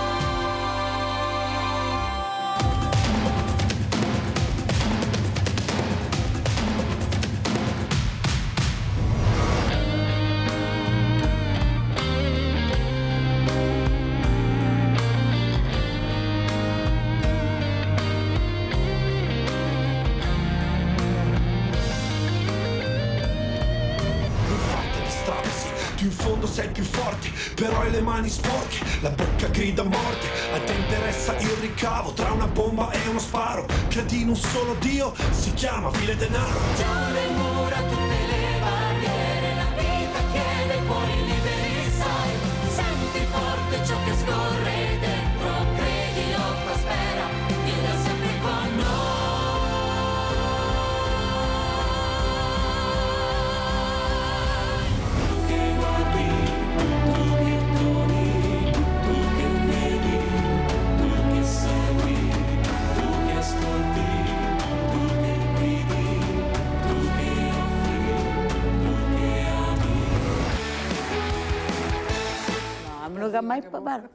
Allora si parlava con la professoressa Martini, perché io spero che lei porti avanti, ecco, questo musical fatto e voluto da Papa Francesco, anche se lui sapeva già che questi ragazzi avrebbero trovato tante difficoltà, tanti paletti, però io sono convinta che un po' alla volta ce la faremo, perché sono i buoni esempi, ecco, il buon esempio, la buona pratica, la passione, l'amore, i valori, ecco, i valori scritti, perché è un testo di Papa Francesco autorizzato, dove è nato questo spettacolo. Come ci saluta, professoressa Martini?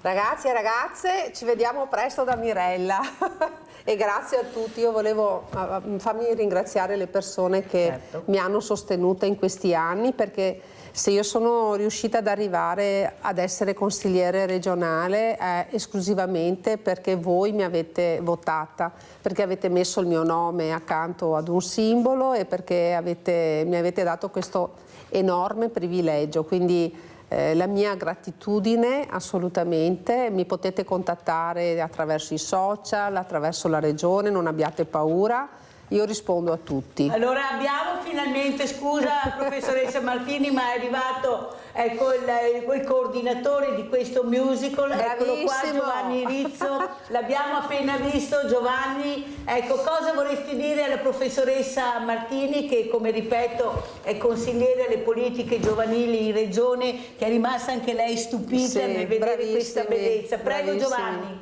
Grazie. Cosa dire?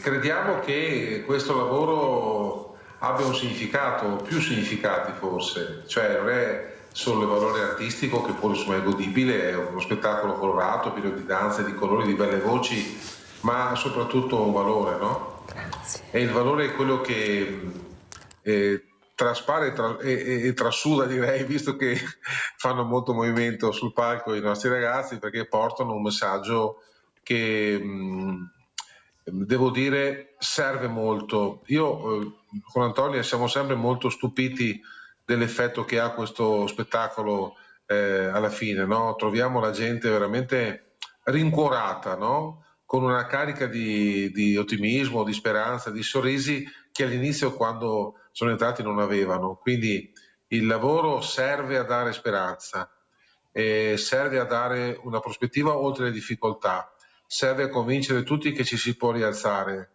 da quello che ci succede nella vita, e tutti abbiamo più o meno esperienza, no? In questo senso.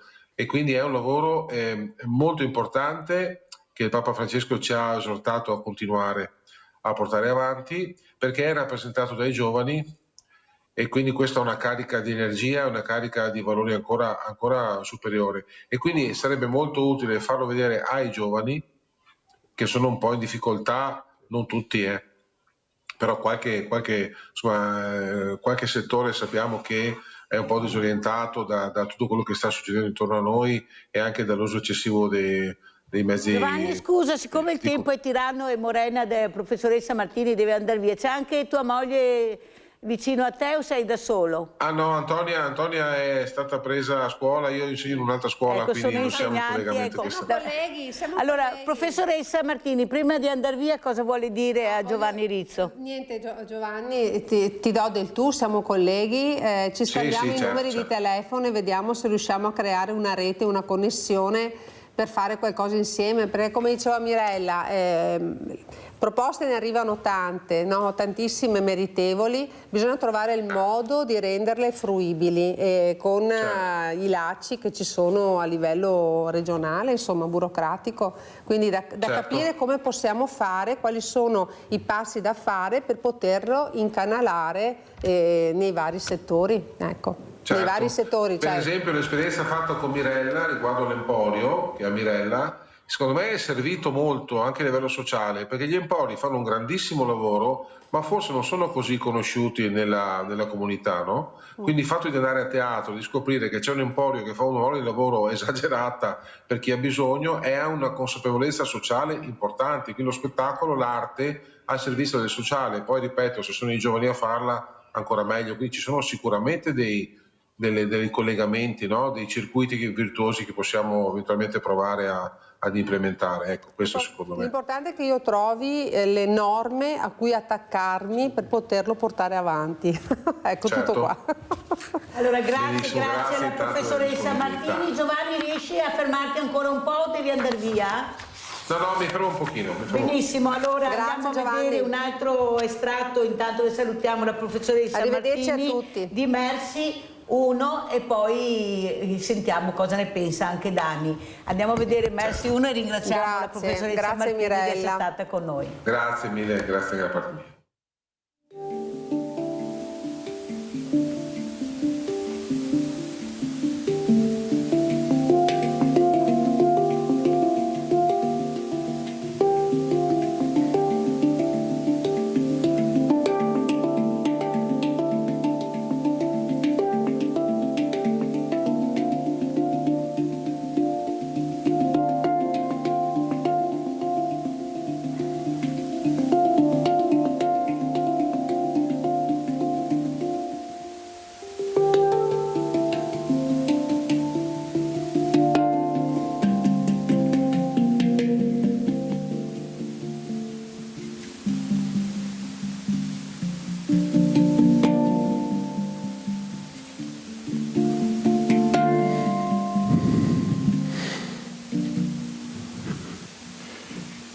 Il libro che leggerò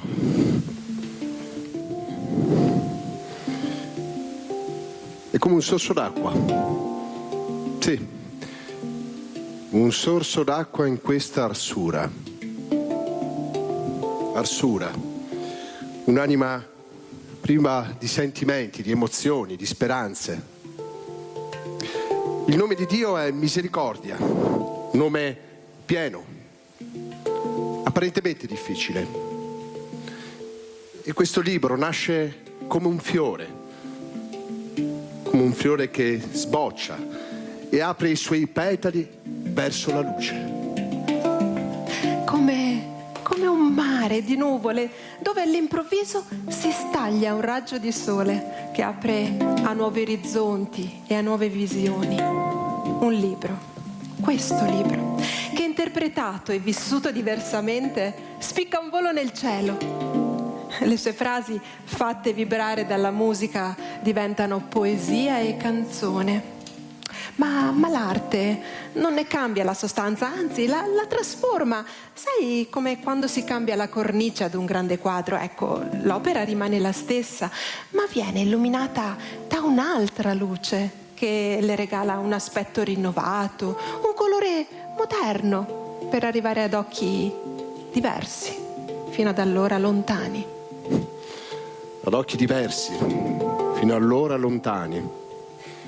La Chiesa non è qui per condannare, ma per creare quell'incontro che è l'amore viscerale e la misericordia di Dio. E per fare questo dobbiamo uscire. Sì, tutti. Uscire dalle chiese, uscire dalle parrocchie, andare lì dove le persone vivono, soffrono e sperano.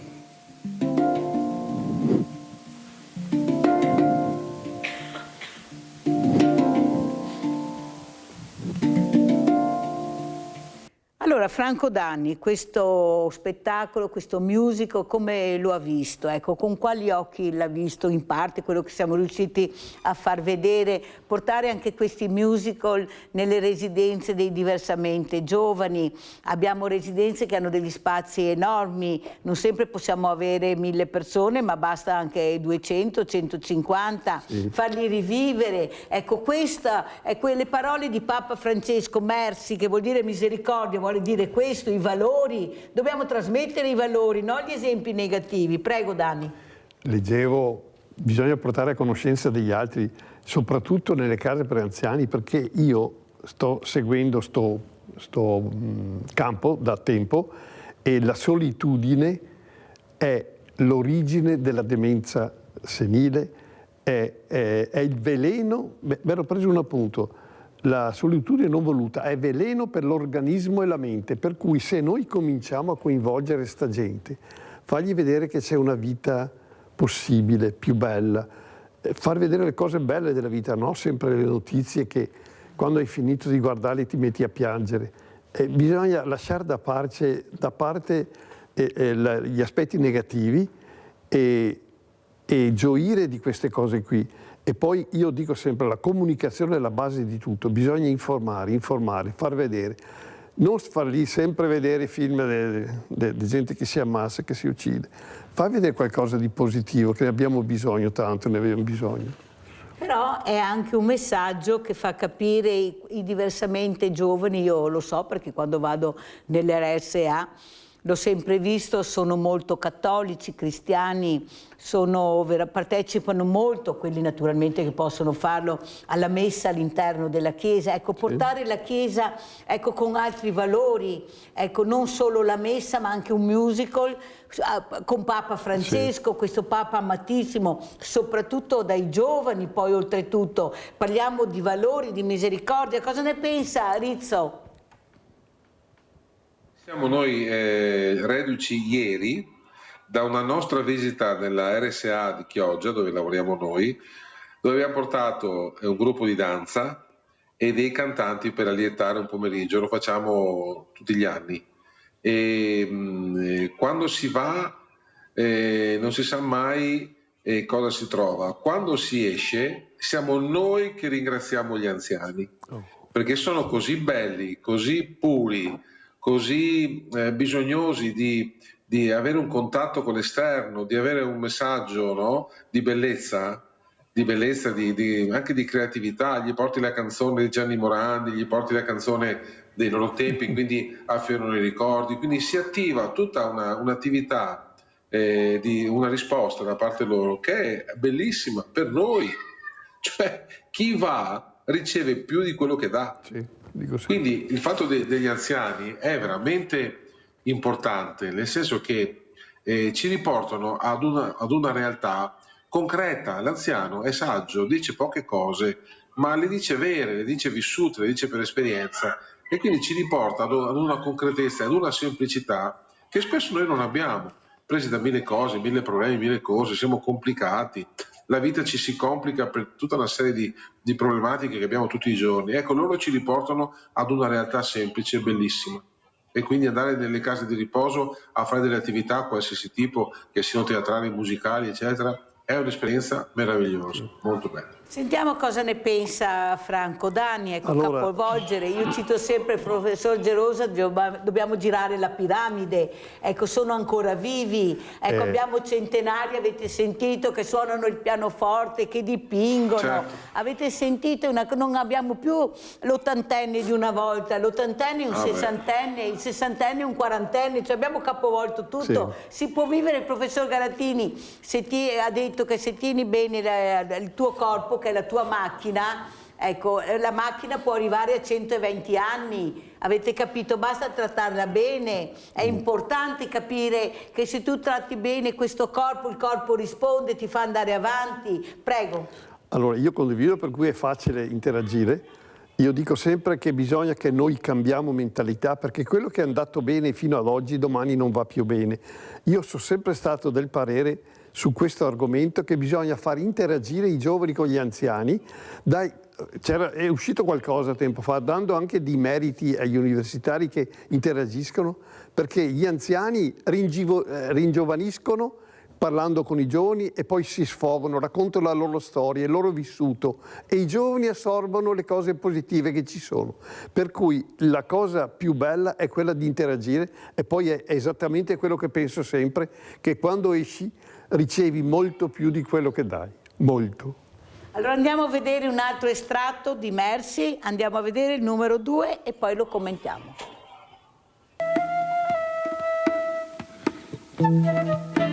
Elisa? Qualcuno di voi ha visto Elisa? Nico, Lorenzo? Aspetta, Elisa ed Erika, non l'avete vista? Non era qui? No. Elisa?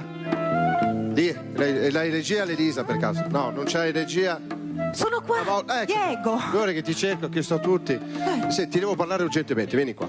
Io mi ricordo quella... ce l'ho proprio qua. Non mi esce qua, proprio nella mente. Nella mente, sì, nel cervello, qui. Mi ricordo... Di cosa? Ricordo di quella... come si chiama? Di quella signora, no? Ah, sì, ricordi, no? Quella donnina minuta, tutta vestita di nero, come quelle donne che si vedono nel Sud Italia o in Galizia, in Portogallo. Col fazzoletto, sì. E difatti io mi sono rivolto a lei chiamandola abuela, che vuol dire nonna. Mi scusi, lei signora vuole confessarsi? Sì. Ma lei non ha peccato? Tutti abbiamo peccato. Ma il Signore forse non li perdona? E il Signore perdona tutto. E come lo sa lei? Se il Signore non perdonasse tutto, il mondo non esisterebbe. Ecco, questo è l'esempio della fede dei semplici, che hanno la scienza infusa anche se non hanno mai studiato teologia. Hanno un'anima grande e bella. E quella della nostra nonnina era così grande, così bella, che qualcuno avrebbe voluto portargliela via.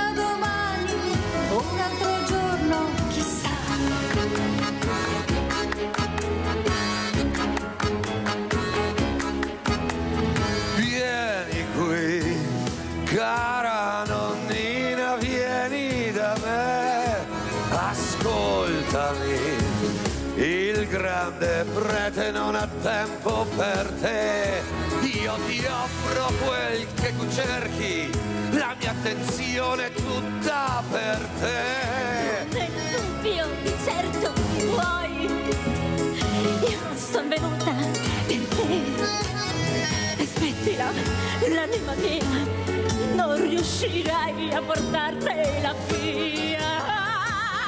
Non ha tempo per te, l'anima salva non hai, io ti seduco, ti ammalio e ti porto con me.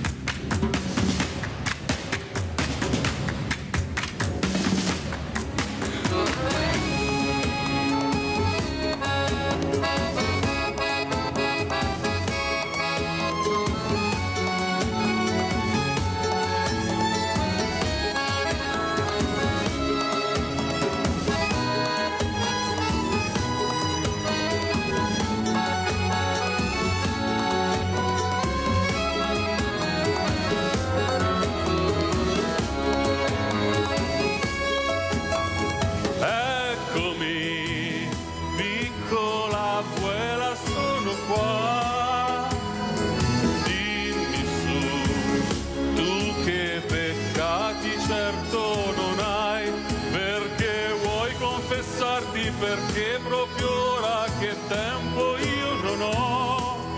Tutti abbiamo peccato, lo sa. Cerco conforto perché l'abbraccio d'amore, di pace, quel dono che sempre lui mi fa. Come puoi essere certa che lui ti perdonerà? Sa cosa credo? Sicura io sono perché senza suo perdono il mondo non esisterebbe, senza suo perdono il mondo non esisterebbe, senza suo perdono il mondo non esisterebbe.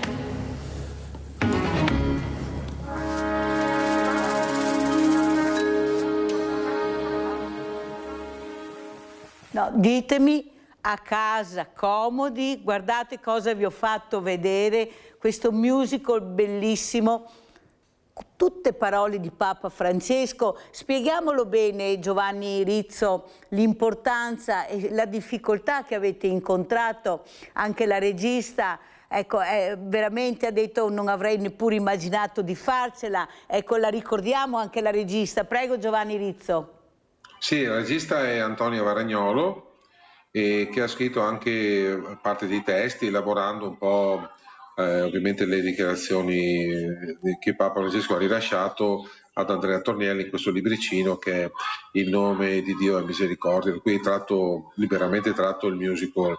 Le difficoltà sono di rendere teatrale, bello, visibile e comunicativo un pensiero di Papa Francesco che lui lo esprimeva in maniera molto semplice, no? Arrivava a tutto in maniera immediata, ma è un pensiero di una profondità assoluta.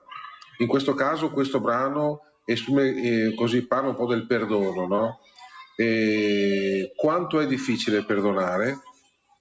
Per tutti è una difficoltà enorme, però conoscete un'altra maniera di dirimere le diatribe anche familiari, parliamo anche di dimensioni personali, no? Nelle famiglie quante liti, vediamo la cronaca, come diceva prima il nostro ospite, la cronaca è piena, tempestata di eventi, no, violenti, eccetera. Qual è l'unica soluzione possibile che Dio ci insegna per chi crede, ma lasciamo anche stare chi crede, ragioniamo anche in maniera oggettiva e terrena, no? L'unica maniera di dirimere certe questioni è il perdono, è andare oltre. Non si può sempre amplificare il male, sempre amplificare quello che non va, quello che non ci piace, quello che abbiamo subito. Da qualche parte bisogna cominciare a ricucire, no? E i rapporti sono sempre sanabili quando c'è una persona che ha una fede, una speranza e vede oltre il male, vede la luce, esattamente come la vecchina che in questo caso ha resistito, no, alle lusinghe del diavolo e poi addirittura ha fatto questa grande testimonianza. Se il Signore non perdonasse tutto, il mondo non esisterebbe, ma tutti possiamo farlo questo, no? Quindi è un messaggio di per sé, sembra facile, sembra semplice, ma è incredibilmente profonda questa cosa. E infatti la forza di questo spettacolo è che in ogni scena, è una diversa dall'altra, ci sono le riflessioni di Papa Francesco e ognuno di noi sicuramente trae spunto da una di queste scene, o anche più di una, perché il nostro vissuto ci ha portato a vivere quelle situazioni e magari non ci ha fatto vedere oltre, non ci ha fatto percepire che l'altro è importante per noi. Pensiamo al Covid, no? Quando siamo rimasti da soli tagliati a casa, chiusi a casa, ci siamo resi conto di quanto sia importante la relazione con gli altri. La relazione con gli altri è fatta anche di superamento delle difficoltà, non è fatta solo di con me o contro di me. Queste contrapposizioni ci hanno portato molto distanti dall'umanità. La sentiamo anche Franco Dani, Presidente, come commenta, ecco, trasmettere questi valori attraverso la musica, il teatro, i giovani che si intrigano con il teatro, con la musica e con le parole di Papa Francesco. Prego. Ma io credo che se noi fossimo più informati di cosa succede per il mondo, se non ci limitassimo a vedere i TG con tutte le cose negative, avremmo qualcosa da offrire agli altri, da insegnare. Purtroppo manca molto la formazione e la scuola. La gente è un po' improvvisata, anche per fare i lavori semplici, per fare un'associazione di volontariato.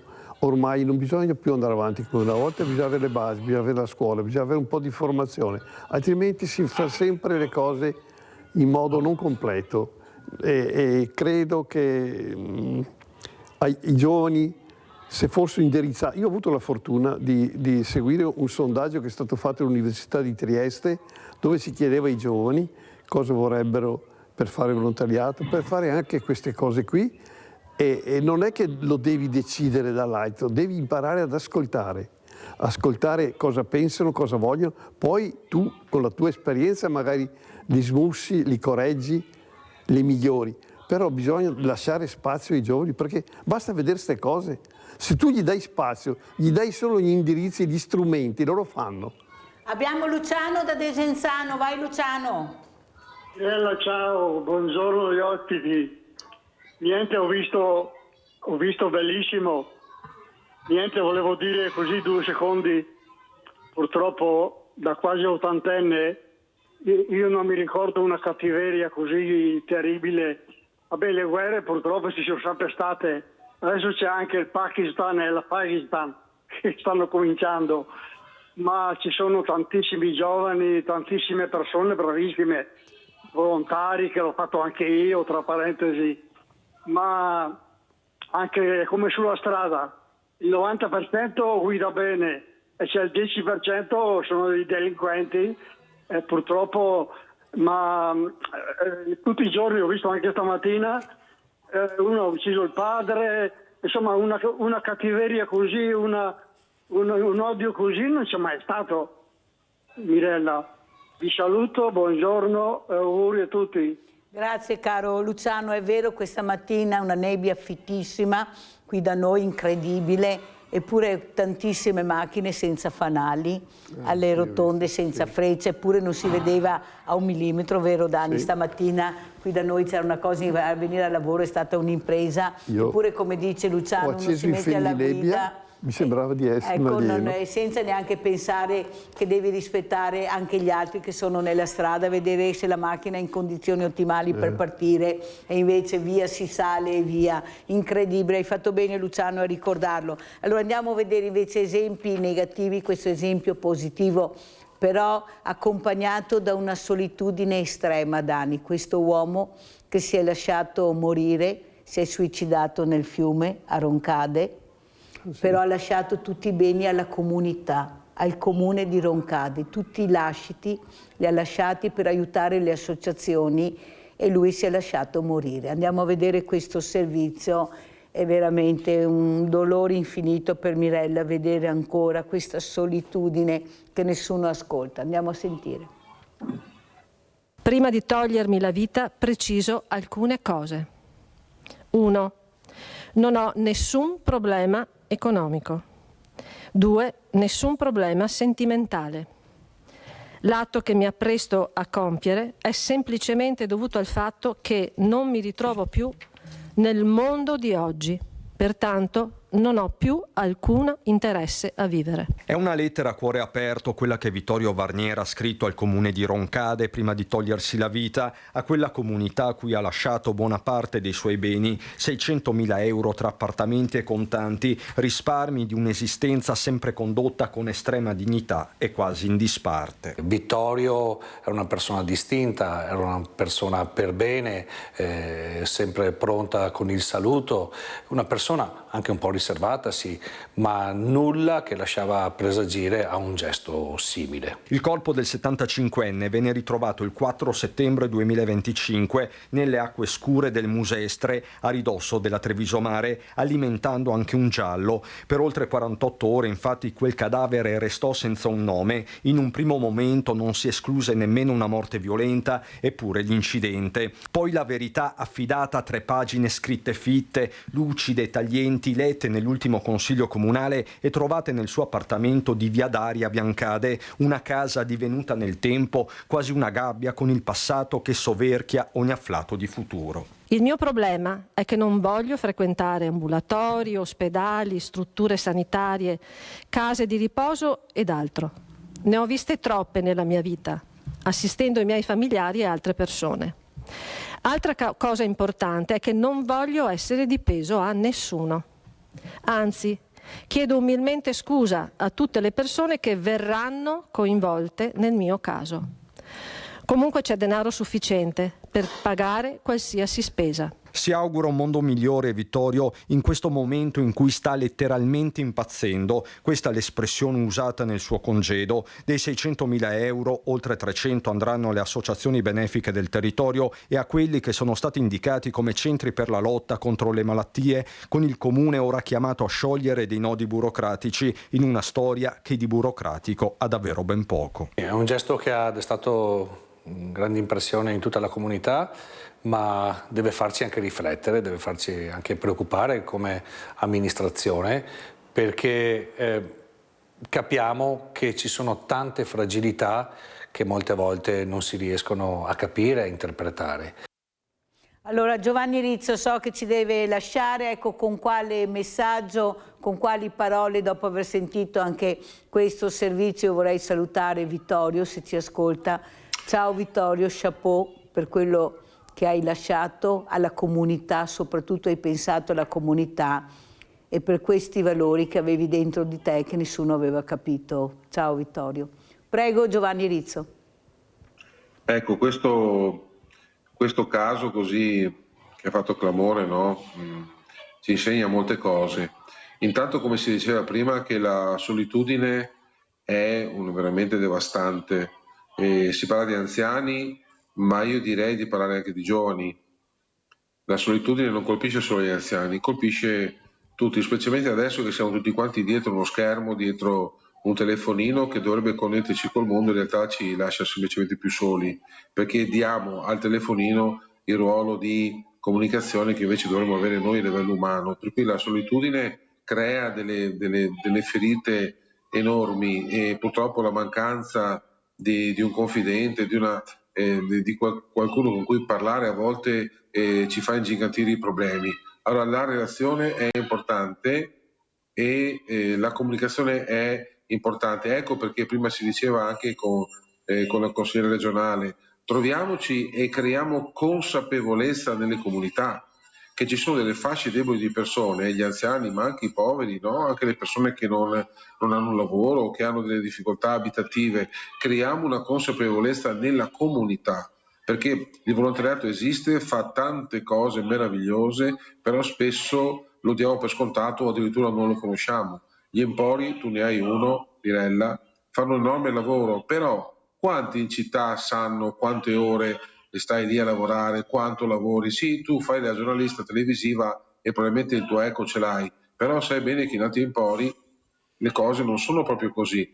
Forse lo spettacolo, forse fare queste attività, no, che attirano un po' l'attenzione delle persone, potrebbero servire a creare consapevolezza che ci sono delle persone in difficoltà e anche sole. Questo signore non aveva problemi di soldi, ma cosa se ne faceva dei soldi? alla fine li ha donati, ha fatto una cosa meravigliosa, perché la sua solitudine non gli dava sbocchi. Quindi accorgiamoci del nostro prossimo, accorgiamoci di chi sta peggio di noi e soprattutto visitiamo gli ammalati, visitiamo anche le persone in carcere, vorrei dire, perché Papa Francesco era molto legato a questo tema. Visitiamo le persone dell'RSA, i nostri anziani non abbandoniamoli, dedichiamo un po' di tempo ai nostri nonni, alle persone sole, perché la solitudine fa veramente danni. Ecco, questo vorrei dire. Grazie, saluto te, saluto i tuoi ospiti, mi spiace ma devo andare, io ti ringrazio Mirella sempre per lo spazio che ci dai. Spero che ci potremo rendere utile per qualsiasi iniziativa riterrai opportuna. Grazie Giovanni Rizzo, infatti la mia visibilità la metto anche a favore di tutte le associazioni che io ospito, Dani lo sa, io cerco di ospitare tutti e di dare voce a quelli che non ce l'hanno, perché questo è il mio ruolo anche con la visibilità che ho e che posso fare, perciò ringrazio veramente tutto il mondo, mi ha dato l'occasione Rizzo del mondo del volontariato, che se non ci fosse veramente dovremmo inventarlo, anche se adesso ci stanno penalizzando forte. Grazie Giovanni Rizzo, grazie a voi, buona Franco Danni, rimane con noi, pubblicità.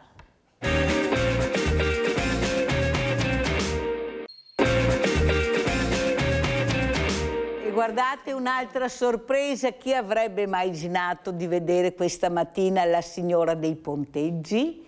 Chi è questa signora dei ponteggi? È Francesca Fusar, che presentiamo. Intanto grazie Francesca di essere qui, è importante per noi capire anche la figura femminile, quanta strada sta facendo, anche se dobbiamo molto sgomitare, questo lo dico io, ma se hai bene in mente l'obiettivo ce la fai.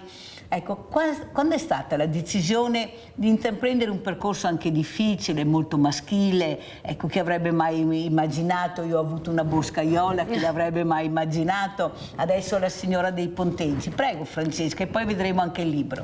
Beh, innanzitutto buongiorno, grazie per l'invito, ringrazio anche la mia azienda che mi ha permesso stamane di essere qui. Io opero nel mondo dei ponteggi, quindi nel mondo delle costruzioni, un ambiente maggiormente maschile, anche se devo dire che la forza femminile sta facendo la differenza. In particolare in Pilosio, l'azienda per cui lavoro, siamo diverse donne che occupano posizioni di rilievo o comunque posizioni strategiche all'interno dell'azienda, e quindi devo dire che anche il management aiuta nell'inserimento. Noi donne non siamo meno degli uomini e nessuno vuole prendere il posto dei nostri colleghi maschi che fanno benissimo il loro lavoro, ma penso che anche noi possiamo dare il nostro contributo, e per quello che riguarda proprio la mia attività, quindi di business developer, ossia creatore di opportunità, sapere relazionarsi e sapere creare quindi un'opportunità penso sia una caratteristica prettamente femminile. Allora, in effetti noi dobbiamo anche culturalmente cercare di cambiare, non parlare più di maschile e femminile, ma parlare di persone. Assolutamente. Ecco, questo è un grande passo che dovremo fare in avanti, finché continuiamo a dividere.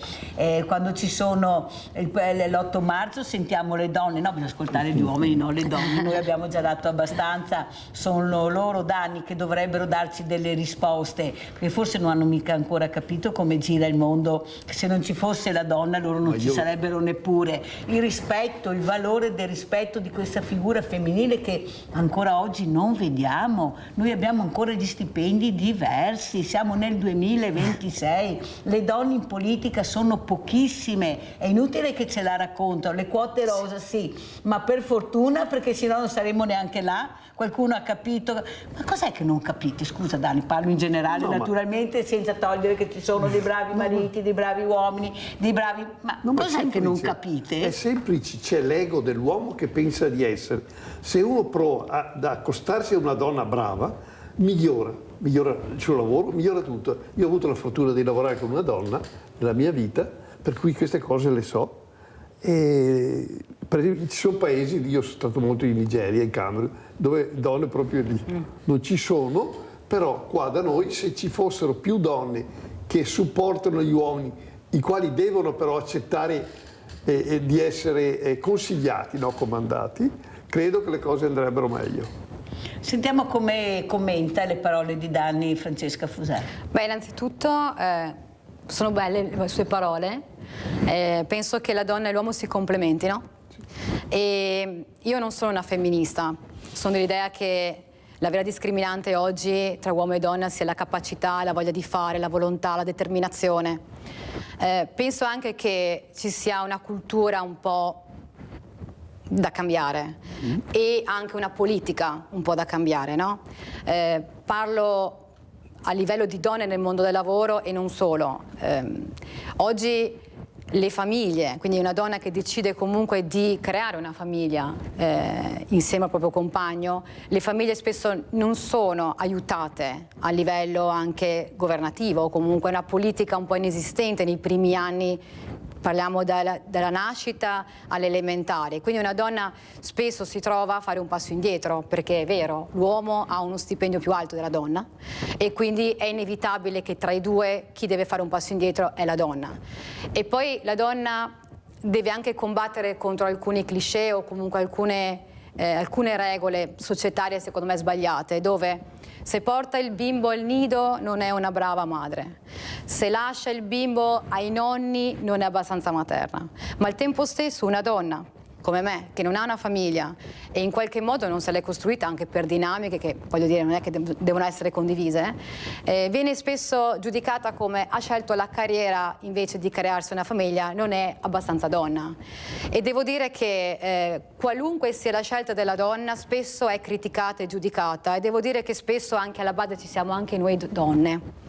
E quindi io invito veramente le donne, colleghe, che poi colleghe non si intende colleghe d'azienda, ma colleghe nel senso lato, a darsi una la mano con l'altra, imparare a fare team, che è quello che invece gli uomini sono più bravi, sono più sportivi su questo, e creare e dare una sedia in più a una donna. Se posso anche un'ultima riflessione, quindi non è solo una questione culturale, è anche una questione politica, ma c'è anche un altro punto che vorrei sottolineare. Spesso quando un uomo parla di soldi è determinato, quando lo fa una donna è ambiziosa, chissà che idee ha, ecco.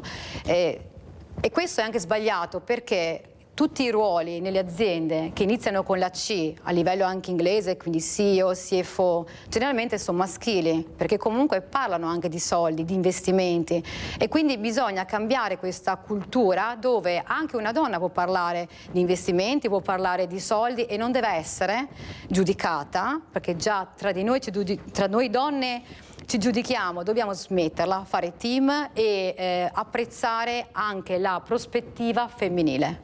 Allora, che siamo brave, Francesca Fuser, è fuori dubbio. Io ho avuto ospite la presidente di Telespazio, una donna tosta, veramente tosta, la quale poi mi ha fatto sorridere perché mi ha detto: sai Mirella, delle volte siedo attorno a questi tavoli, questi grandi fenomeni, io parlo e li guardo e dico: ma questi hanno capito cosa ho detto? Sanno di essere nel pezzo oppure vengono o non vengono di sicuro dalla luna perché capirebbero qualcosa? Perché lei c'è nel pezzo, lei sa che parla del suo lavoro, un tema anche molto delicato, importante, però dice: non sono mica così preparati come pensate, sapete, io li vedo e lo dico anche. Forse dobbiamo però, come dice giustamente Francesca Fuser, unire più le forze. Ecco, l'invidia è quella che ci sega, che ci frega.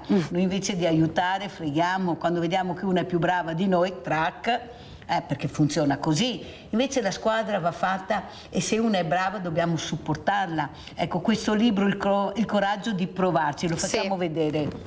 Eccolo qua, questo libro, adesso lo inquadreranno, che fa capire l'importanza. Io ci provo, ma tu aiutami, però intanto compra il libro e leggilo così capisci chi sono. Prego. In realtà, Mirella, se posso, il libro Il coraggio di provarci è la biografia di Cristina Scocchia. Okay. Per chi non la conosce, è la CEO di Illy.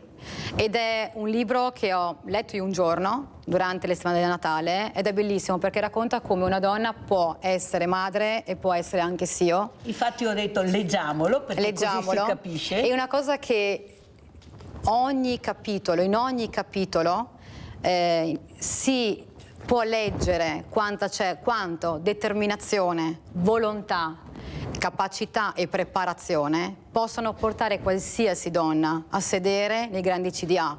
Ora, Cristina Scocchia siede nei CDA di Essilor, Luxottica e anche Fincantieri, quindi per me è un esempio di leadership, Per me, quando mi chiedono qual è l'imprenditore... Scusa Francesca, ma no, guardate bene questo volto, lo sguardo, anche se è una foto su un libro, guardate lo sguardo di questa donna, la profondità dello sguardo. Io sto facendo una mostra, Francesca, con i genitori di ragazzi disabili, differenzialmente agili, come li chiamo io, perché odio quella parola che proprio non riesco a pronunciare difficilmente, perché hanno capito l'importanza di esserci, e il titolo è, e l'hanno creato loro, questi ragazzi e ragazze, io ci sono, io esisto, io voglio arrivare, io devo provarci, ecco, a far capire che io devo vivere la quotidianità che vivono gli altri. Dani, ma cosa stiamo vedendo? Ecco, lei sorride e mi viene da piangere, cioè come gira? Cioè, questi ragazzi con i genitori ancora una volta, ecco qua le mamme, ho anche dei papà, ma soprattutto le mamme in prima linea per far capire che questa creatura c'è, che esiste, che vuole vivere una quotidianità come tutti gli altri, muovendosi in maniera diversa. Io li chiamo diversamente agili perché si muovono, ma sono persone. Cos'è che non riusciamo? Ecco, lei ha i capelli bianchi, cioè culturalmente non ci siamo ancora. Io a volte sembra che voglia dare ragione a tutti, però sto vivendo una vita che è questa, dove mio figlio e mia nuora vivono esattamente allo stesso livello. Chi arriva primo comincia a fare da mangiare, chi parte primo da casa, la moglie, la nuora comincia a preparare il mangiare, poi lei va al lavoro presto, mio figlio si alza, accudisce i bambini, finisce di dare da mangiare. È tutto vissuto in due, ma senza guardare uomo e donna, chi arriva prima, chi ha il tempo. Cioè, se noi non cambiamo la mentalità, è inutile parlare di cosa dovremmo fare. Bisogna viverle le cose, bisogna cambiare mentalità. Bisogna capire che uomo o donna non è data dal sesso maschile e femminile, è data uno ha più tempo, uno ha meno tempo, uno oggi mio figlio porta il bambino a scuola perché può permettersi di andare a lavorare alle 8:30, 9 quando arriva, mia nuora non può, allora lo va a prendere perché lei è a casa, può andarla. Cioè, la differenza di ruoli è in base non al sesso, o uno maschio e una femmina, in base al tempo, come sei inserito nella vita reale. Se noi non capiamo queste cose qui, no, mi non faccio. No, calma. Io se voi a casa non mia capite, mi metto noi a pulire. l'abbiamo capita. Io a casa calma, mia Dani, voi dovete parlarvi. Voi dovete essere, l'8 marzo dovete essere voi, non dobbiamo essere sempre noi. Noi abbiamo già dato il massimo e non vediamo i risultati. Basta vedere i femminicidi, Francesca. Vuol dire che non ci... Parlo in generale, non Dani, perché io penso che quella persona che ha sposato Dani, ecco, e vedete il figlio, o la figlia, non so, ma i frutti poi si vedono. Il problema è che non è così, non è. Francesca, cosa diciamo? Grazie poi a queste donne. Beh, già voglio dire, decidere di fare del volontariato è sicuramente un gesto eroico e quindi già definisce un po' la persona, no? Non conosco la famiglia, però già definisce un po' la persona. Circa l'argomento precedente, io penso che la diversità, se così si può definire, anch'io ce l'ho in famiglia, devo dire che è un valore aggiunto. Non è assolutamente qualcosa che toglie, anzi dovrebbe motivare ancora di più a chi invece è performante, a chi ogni giorno ha la capacità di poter dimostrare, parlare, di darsi da fare, è una spinta in più, non è qualcosa che trattiene. Semmai io, non so, volendo pensare anche alla mia esperienza o quello che sarà nel futuro, vorrei tanto che le leadership diventassero sempre più inclusive. Perché se si vuole fare la differenza bisogna essere diversi e quindi la diversità non va vista come un limite, va vista come un potenziale. In un'epoca in cui la standardizzazione ha fatto la differenza, oggi se vogliamo competere nei mercati dobbiamo essere diversi, originali, anche imperfetti, e nell'imperfezione lì si fa la differenza.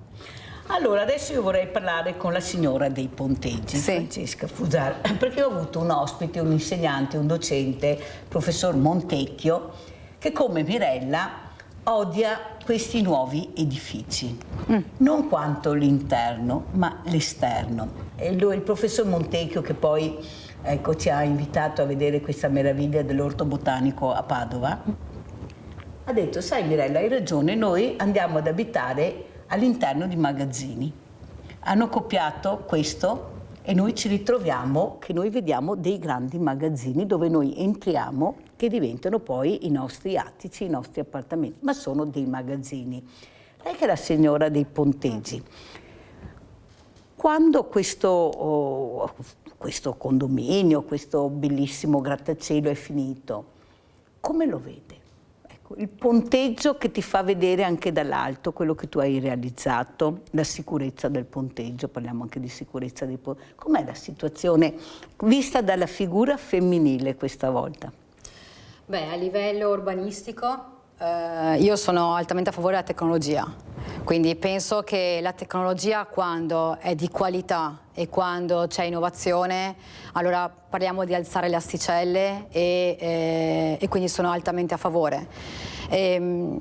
Io penso specialmente per quello che riguarda i ponteggi che oggi una non vada a meno dell'altra, quindi per me rappresentare anche il Made in Italy significa qualità, e qualità non è una parola astratta, la qualità è un ecosistema all'interno di un'azienda, è presente in ogni dipartimento, dall'acquisizione della materia prima alla produzione, all'evasione dell'ordine, ma Made in Italy vuol dire anche innovazione, creatività, tecnologia, ingegneria, architettura, e sono altamente a favore, perché se si vuole poi competere su scala globale per non rimanere indietro, bisogna darsi i giusti titoli, i giusti onori, bisogna rischiare, però sempre, ripeto, con sicurezza, con qualità e con rispetto agli enti, al territorio locale.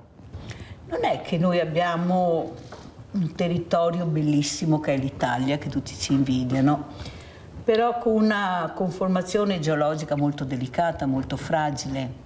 Non è che forse dobbiamo ricordarci che siamo nati come borghi, come centri storici, con una fragilità incredibile? Non è che possiamo sempre copiare dall'America o dalla Cina, dal Giappone, quello che veramente qui magari non possiamo fare per il territorio, l'armonia. Ecco, l'armonia. Cos'è l'armonia vista da Francesca Fusaro? Beh, l'armonia è un rispetto del passato, però anche un rispetto del futuro. E io penso che comunque in Italia ci sia una grandissima attenzione verso il restauro, ci sia comunque un'altissima attenzione verso la conservazione dei beni. L'Italia è vista come bel paese e ogni volta che ho il piacere di poter sconfinare, di viaggiare, ricordo anche i miei amici quanto noi non dobbiamo essere esterofili, ma dobbiamo apprezzare le nostre origini, cercando di copiare il meglio, non copiando il peggio. Quindi, ma penso che comunque l'Italia abbia un bellissimo equilibrio tra la bellezza, tra la conservazione, tra il progresso. È una questione di equilibrio e penso che comunque stiamo facendo bene. Dani, cosa ne pensa di quello che ha detto Francesca Fusaro? Io penso che io ho avuto la fortuna sempre, sono stato fortunato nella vita che ho lavorato con una donna. Quando andavano in cantieri, io lavoravo nell'edilizia, quando andavano in cantieri la guardavano come un extraterrestre, parlo di 20-30 anni fa, solo che il problema era che lei era più preparata forse anche di me e di loro, per cui questo creava qualche modo di guardarli in modo diverso. E credo che il futuro dell'Italia è questo, cioè vedere avanti, saper innovare, saper anche rischiare, perché se non rischi non fai mica niente nella vita. Io so qualcosa dell'edilizia perché ho cominciato a costruire case in Nigeria, a Lagos, a Victoria Island, tanto per capire, per cui ho una certa mentalità un po' aperta. Un'apertura. Sì, anche troppo magari. Sono andato a lavorare fino a Vladivostok, in Camerun, così dappertutto.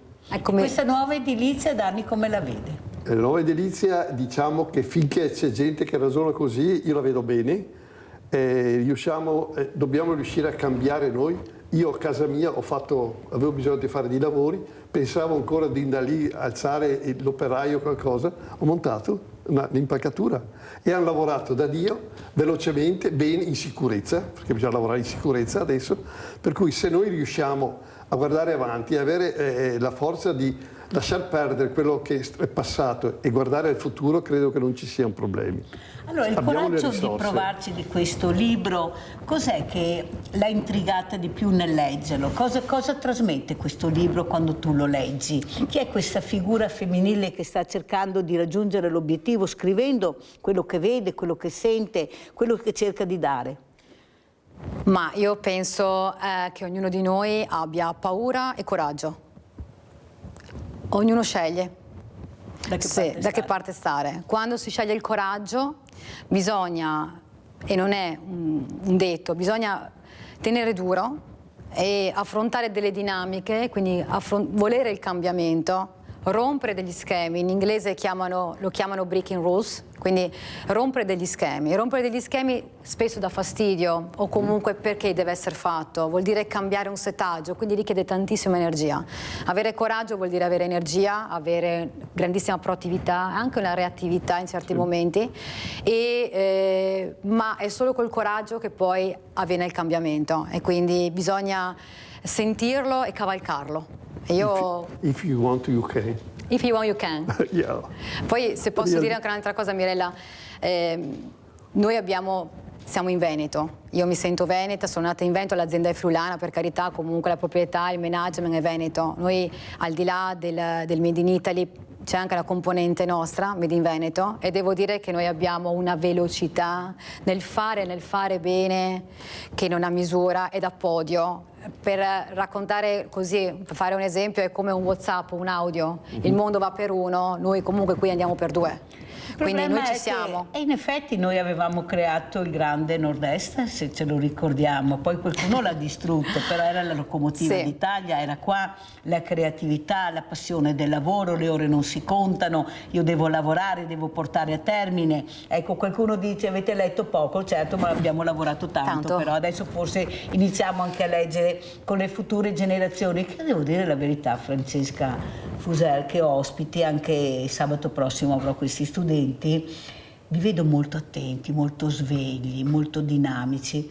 Il problema è che li abbiamo ascoltati poco, perciò fanno fatica a parlare. Loro hanno tante cose da dire, però fanno fatica perché tanto chi è che mi ascolta? Tanto alla fine cosa devo dire? Che non mi piace quello che mi offrono, che voglio essere intrigato di più. Ecco qua l'intrigo. L'intrigo deve partire da giovani, da piccoli.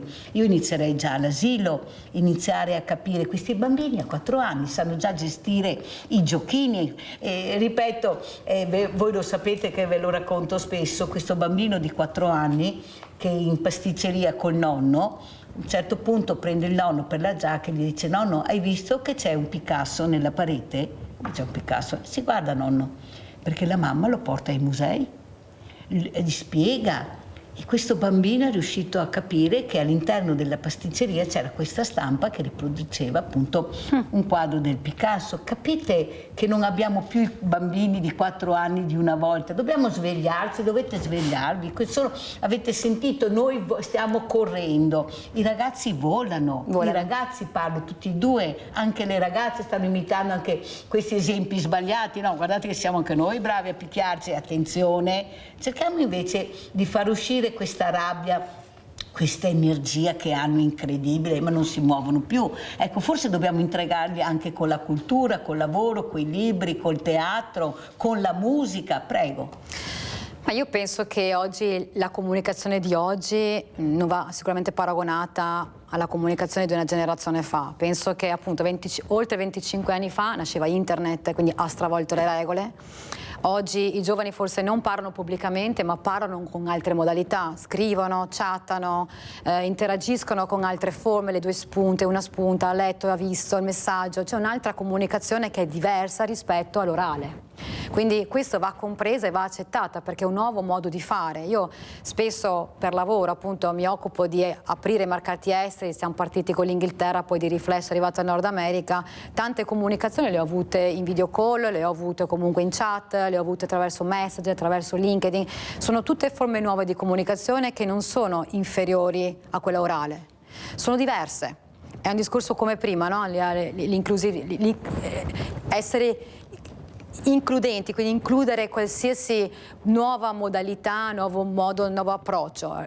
Replicare quello che si faceva 25 anni fa è un altro mondo. Oggi il mondo è più connesso, per assurdo il tempo e il spazio è ridotto.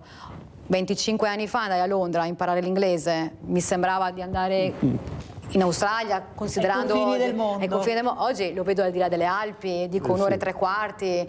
Oggi al mattino succede alle 7 che mi chiama l'australiano e di mattina, e alle 7 di sera mi chiama il canadese, nel stesso giorno, e nel stesso giorno si riesce a inviare offerte, si riesce a comunicare. Oggi anche il potere della tecnologia, quindi non si può pensare che la tecnologia non esista, va considerata. Oggi oltretutto la tecnologia permette di dare conoscenza, quindi una volta occorreva avere il libro, comunque andare a scuola o attendere il programma, oggi on demand, quindi si può scaricare, ci si può informare, ma anche quello è comunque un'educazione che va data dalla famiglia, dalla scuola, dalla cultura e ripeto, bisogna anche stimolare, perché forse oggi sono anche troppo stimolati in cose che non servono e bisogna stimolare nel modo corretto e ascoltare e cercare di non usare cliché sbagliate, perché blocca, non aiuta. È vero però, Francesca Fuser, che c'è un problema grande, nel senso che noi dobbiamo confrontarci con un mondo sempre più diversamente giovane, purtroppo abbiamo meno giovani e più diversamente giovani che non sanno adoperare questi mezzi, però abbiamo diversamente giovani che arrivano a più di 100 anni, basta vedere l'università della terza età, quanto è frequentata, quanto voglia di imparare, di conoscere. Ecco, bisogna stimolarli, Fuser, e questo stimolo dovrebbe arrivare proprio dai giovani, dobbiamo metterli assieme però, non dobbiamo dividere, li abbiamo troppo divisi, i vecchi da una parte, i giovani dall'altra.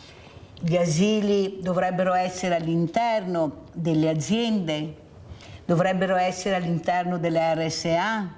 Non sono tutti con l'Alzheimer o con gravi malattie, sono persone che hanno diritto di vivere, che devono dare ancora molto e possono dare ancora molto. Ecco qua la figura maschile che ancora non riesce a capire perché domina. Questo nuovo presidente della regione invece, che ho avuto ospite poco tempo fa, ha dato delle linee guida che siamo rimasti tutti. C'era un uomo che ha detto, io l'ho sentito per caso, ho detto ma questo viene dalla Luna, chi è questa persona che non lo conosceva?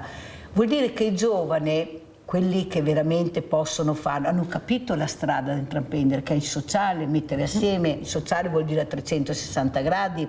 Ecco, cosa rispondiamo a queste persone anche che la stanno vedendo, che sono molto attente, hanno imparato ad ascoltare? Ecco, che messaggio possiamo dare anche di questa donna tosta, queste donne che stanno cercando di dare il là a questi uomini, calma che ci siamo anche noi, forse siamo anche più bravi di voi. Ecco, poi sentiremo anche l'imprenditore. Fatemi largo però un pochino, non mettete invece sempre la scala sempre più alta. Ecco, cosa possiamo dire a queste figure che dobbiamo mettere assieme? Beh, come dicevo prima, oggi il mondo di oggi ha uno spazio ridotto e una velocità altissima e quindi a volte non è che i giovani vanno a una velocità, come si può dire, non è che non vogliono incontrarsi con le generazioni precedenti, semplicemente stanno andando veloce.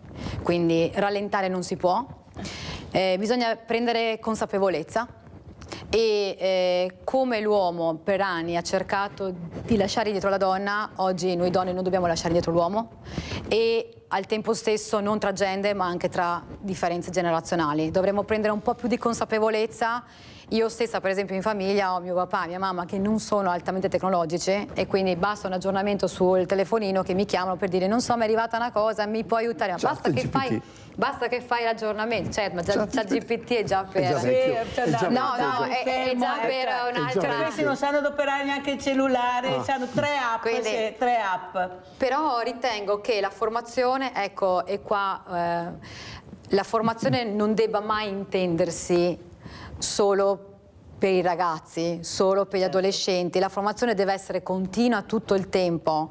Quando si pensa di essere arrivati, sappiamo già che è la fine. Quindi ci deve essere la consapevolezza dei giovani, ma ci deve essere anche la consapevolezza dei meno giovani di pensare che non c'è e non si impara solo a scuola. Bisogna comunque sempre rimanere vigili e interessarsi per non rimanere indietro. Quindi non è la questione, ah beh, tanto a me non interessa, perché prima o poi interessa a chiunque. Quindi a maggior ragione benvengano queste università, benvengano se ci sono più iscritti, anzi i giovani dovrebbero cavalcare questa opportunità e vederla come un business, come un target interessante. Dani, come commentiamo? Io dico che bisogna essere avidi di ascoltare, non di parlare. Per cui se impariamo a ascoltare. E poi per quanto riguarda le tecnologie, beh, io ho avuto la fortuna di arrivare un giorno a Lagos dove il telefono prendeva. Prima non c'era linea. No, guarda che non prende ancora qua, io perché connettermi col Montello non riesco e chiamo l'Australia, l'India. Comunque è una cosa che io dico sempre, è un mio principio, che lo diceva mio cognato, che tutto quello che io so, che ho imparato, non è roba mia, l'ho avuto in prestito per darlo agli altri. Se tu riesci a fare questo passo indietro e capire che non te lo devi tenere dentro, che devi aiutare gli altri a trasmetterlo, forse un piccolo passo l'abbiamo fatto. Sì, ho capito Dani, ma chi è che deve fare il passo? Beh, noi l'abbiamo fatto, la figura femminile l'ha fatto, I giovani l'hanno fatto e lo vediamo, sono loro che protestano anche per noi, per l'ambiente, cioè non è che protestano a vanvera, protestano per l'ambiente, protestano per l'inquinamento, protestano per le guerre, e cioè questi sono segnali di pace che danno i giovani non parla di guerra, il giovane parla di pace, il giovane è tecnologico, però deve essere compreso. Non abbiamo ancora la connessione qua, no, scusa Dani, devono investire anche in questo, cioè non è che possiamo aspettare che qualcuno si svegli, perché come dice lei, io sto correndo, non mi ascolti, vado all'estero. Qual è il problema? Non mi paghi, vado all'estero, perché io so quello che sono e quello che posso fare e voglio provare. Non possiamo perderli perché qualcuno non riesce a capire, Dani, non possiamo perderli. Dicono che chi non sa parla e chi sa sta zitto, a volte no? Bisogna imparare a ascoltare più che parlare. Allora si imparano tante cose. E poi la mentalità non è che la cambi da oggi e domani. Io leggo libri di tutti i generi proprio, da filosofia a storia. Adesso sto leggendo un libro di una filosofa spagnola eccezionale, dove mi insegna a capire e gestire la malattia di non mangiare dolci, perché non devo mangiarli. Il mio modo di lavorare per capire, quando mio figlio a tarda età ha deciso di sposarsi, la prima ha detto la moglie è incinta, la prima cosa che ho fatto è ho preso un libro, Essere nonni oggi, perché ho detto se io devo essere nonno devo imparare a farlo e devo essere preparato, perché io ragiono così. E la lettura, io ascolto i filosofi, ascolto tutti e vedo che se tu dopo sai estrarre e attivare quello che è positivo, devi valutarlo te, non è uno che ti dice questo va bene, questo va male, devi essere tu che lo capisci. Credo che l'uomo comunque dovrebbe fare la differenza e fare il passo indietro. E solo girando il mondo un po', io lo dico così perché ho avuto la fortuna di farlo, solo girando acquisisci conoscenze e puoi cambiare modus operandi. Non chiudersi, ma aprirsi. Non puoi è sbagliato. Cioè, non siamo qui solo Treviso, solo il Veneto, solo il Nord-Est. Siamo il mondo ormai. Io sono andato in Camerun, dovevo fare dei lavori, c'era dei problemi, li ho risolti all'italiana. Ho fatto fare una legge allo Stato che chi importa per coso non paga i dazi. Cioè, altrimenti era un ostacolo. Non c'era Trump, vero?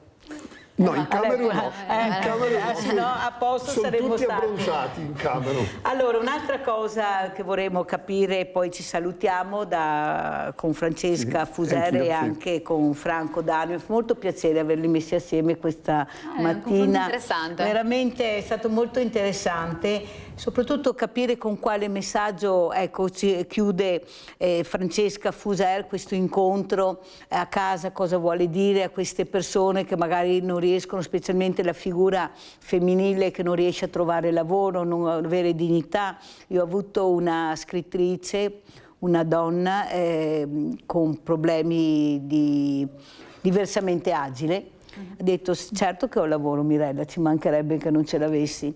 Ho 42 anni ma non riesco a fare strada, non mi lasciano, sono relegata là. Io saprei invece le possibilità, so che ci riuscirei, ma non mi lasciano. E allora cosa diciamo a queste donne? Sono tante che non riescono ad avere il supporto. Ecco l'azienda che deve supportare, ecco il pubblico che deve supportare anche queste persone, ecco, anche se hanno delle difficoltà, ma possono dare tanto. Prego, Francesca. Guardi, io penso che, come diceva il professor Galimberti, Oggi la società di oggi ti giudica per quello che fai, non, ahimè, per quello che sei. E quindi è il risultato che conta, non la modalità. E quindi è ovvio che, parlo magari della stessa generazione, parlava di 42 anni, no 43, a volte magari in confronto con altre colleghe che abitano e che vivono su altri mercati c'è un po' di differenza nel risultato. Tanto fai, ma a volte qui non cambia, no? Questo però non vuol dire che per forza di cose in Italia non ci sono delle opportunità.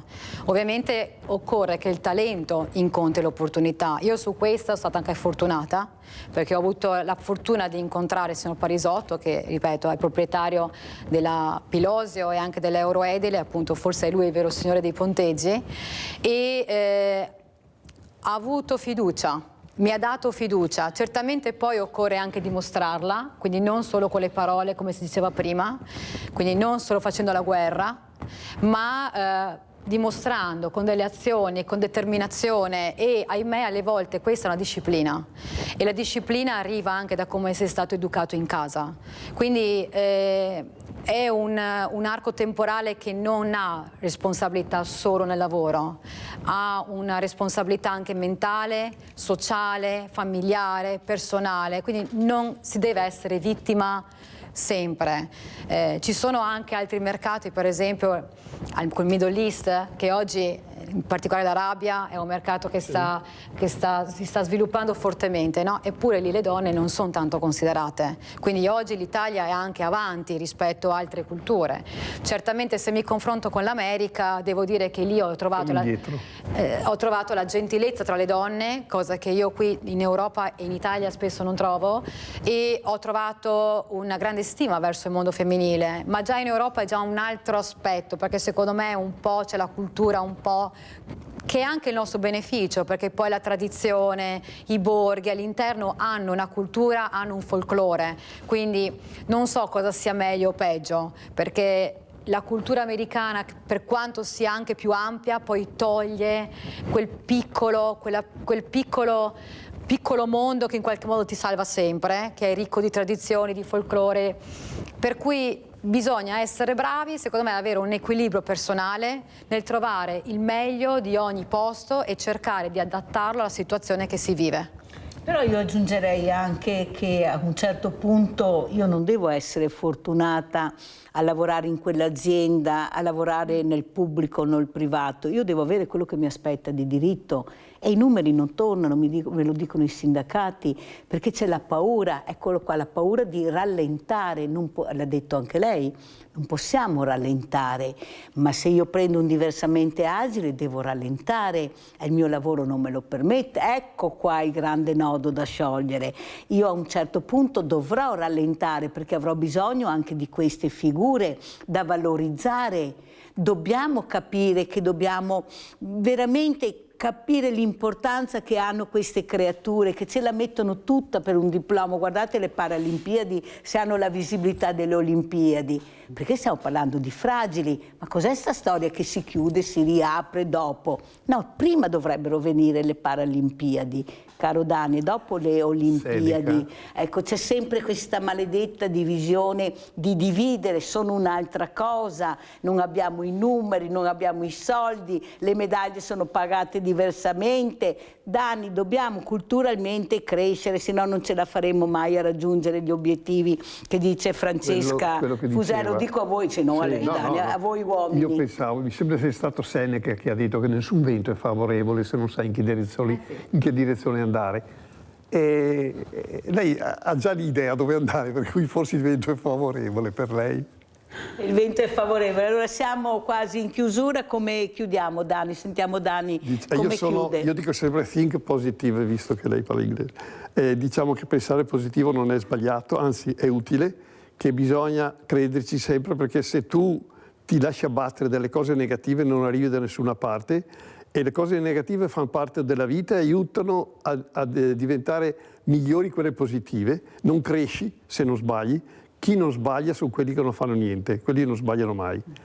Senta Dani, prossima settimana, domenica prossima, sarà la festa della donna. Ecco, io parto in anticipo perché quel giorno parla tutti, invece parlo prima e parlo dopo. Allora, gli uomini che la stanno ascoltando, quelli che ancora non hanno capito bene, ecco, Franco Dani, cosa vuole dire? Guardi la telecamera, Io dico, impara a rispettare gli altri, impara a non giudicare, impara a metterci sullo stesso piano, impara che quello che fa, se è una donna, guarda le cose positive che fa, sono superiori alle tue. C'è sempre qualcosa da imparare da quel che fanno gli altri. E bisogna saper non guardare, vedere quello che guardi. Sentiamo invece cosa direbbe a questi uomini, cosa dice Francesca Fuser a questi uomini che non hanno capito ancora l'importanza di questa figura femminile che hanno accanto. Ecco, io voglio invece rivolgermi a coloro che l'hanno capita, a loro dico grazie, perché insieme che si può fare la differenza e vedo che ce ne sono sempre di più, quindi c'è un approccio nuovo, favorevole, positivo e io non voglio vedere chi è contrario, voglio vedere chi ti sostiene, quindi veramente vedere il bicchiere mezzo pieno. Al tempo stesso voglio anche dire a chi ci ascolta, anche tra i giovani, meno giovani, di essere orgogliosi di essere italiani. Dobbiamo esserlo perché non siamo meno nessuno. Forse siamo talmente creativi, talmente originali, talmente competitivi che ci facciamo la guerra tra di noi invece di fare sante alleanze e dovremo veramente supportarci uno con l'altro. L'altro giorno ero a Milano ad un evento con una grandissima azienda italiana delle costruzioni, forse la prima azienda privata in Italia. Stiamo organizzando come Pilosi un evento a Piacenza, l'UGIC, appunto la giornata italiana del calcestruzzo. Abbiamo chiesto durante questo panel la presenza di questo direttore di questa grande azienda. Ha accettato perché siamo italiani. E io ricordo l'8 marzo, il coraggio di provarci, Cristina Scocchia, una storia contro vento, eccolo qua, magari regalate questo libro, leggete questo libro che è importante, che vi farà capire anche la figura femminile, ecco quanto gli obiettivi riuscirà a raggiungere se voi ce lo lasciate, parlo a quelli invece che non hanno capito. Grazie, grazie a Francesca Fusera, Franco Dani, e andiamo a vedere il vostro assegno a chi ha dato. Grazie Mirella, grazie. Oggi siamo a Cavaso del Tomba e stiamo per incontrare la famiglia Barb. Chi ci apre? Antonio. Ciao Antonio. Ciao Dora. Tutto a posto? Grazie, tutto bene. Oh, meno male. Eccoci qua. Allora, siamo a casa della famiglia Barb, di Antonio e di Dora. Voi conoscete questa famiglia perché noi l'abbiamo già aiutata. Il problema è che non c'è ancora un lavoro fisso né da parte del papà né da parte della mamma, con 4 ragazzi. Alessandro. Quanti anni? 15. Poi c'è? Fabian. Poi c'è Nicola, purtroppo quello che abbiamo detto a letto. Male. Quanti anni? 11 anni. Va coi pattini ogni tanto, è andato per terra. Sì. E questo il più piccolo è Enrico. Enrico. E tu Enrico cosa vuoi dire? Ciao a tutti. Ciao a tutti, come va? Benissimo. E a scuola? Benissimo. Cosa vuol dire non aver lavoro con 4 ragazzi? Un'età del genere, perché sono purtroppo vuol dire un grosso sacrificio. Fanno delle gite, fanno dei corsi e tante volte bisogna dire no. Io praticamente sono architetto di arredamenti di interni. Parlo insomma 3 lingue benissimo, parlo il tedesco forse meglio dell'italiano, il francese mica me la cavo benissimo perché è come seconda lingua, e anche l'inglese dai. Uno mi ha detto guarda è meglio che cambi il curriculum che fai il curriculum praticamente che hai studiato meno, perché tante persone pensano che per un lavoro un po' diciamo semplice sei troppo qualificato. Finché loro studiano io sono sempre contenta e finché sono io contenta loro studiano perché hanno fiducia in mamma o in papà uguale, no? Io non so, provvidenza da Dio, io non capisco. Senza lavoro quasi 4 anni e nessuno ci può neanche aiutare né comune né nessuno. Ma non ci può o non vogliono aiutare? Non vogliono o magari la nascondono un pochettino o girano insomma le cose, perché anche per via di nostri politici, qualcuno insomma che ha sto potere. Io penso che chi deve sostenere una famiglia deve avere veramente un sostegno adeguato. Allora ragazzi, andiamo a prendere la borsa come l'altra volta, dai.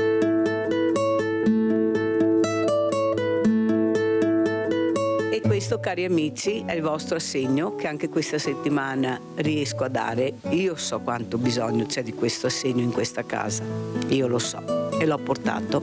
Lo diamo a Dora, a mamma Dora, a questa chioccia con i suoi pulcini. Va bene? Grazie. Voglio ringraziare a tutti i telespettatori, veramente, a te, a Rete Veneta, che siete unici, che si occupate delle persone che sono in difficoltà. Allora io vi dico una cosa, ragazzi, quando voi avete bisogno di qualcosa, che la scuola, anche per qualche gita, voi chiamatemi, perché io vi posso garantire che vi farò fare la gita. Ciao, alla prossima!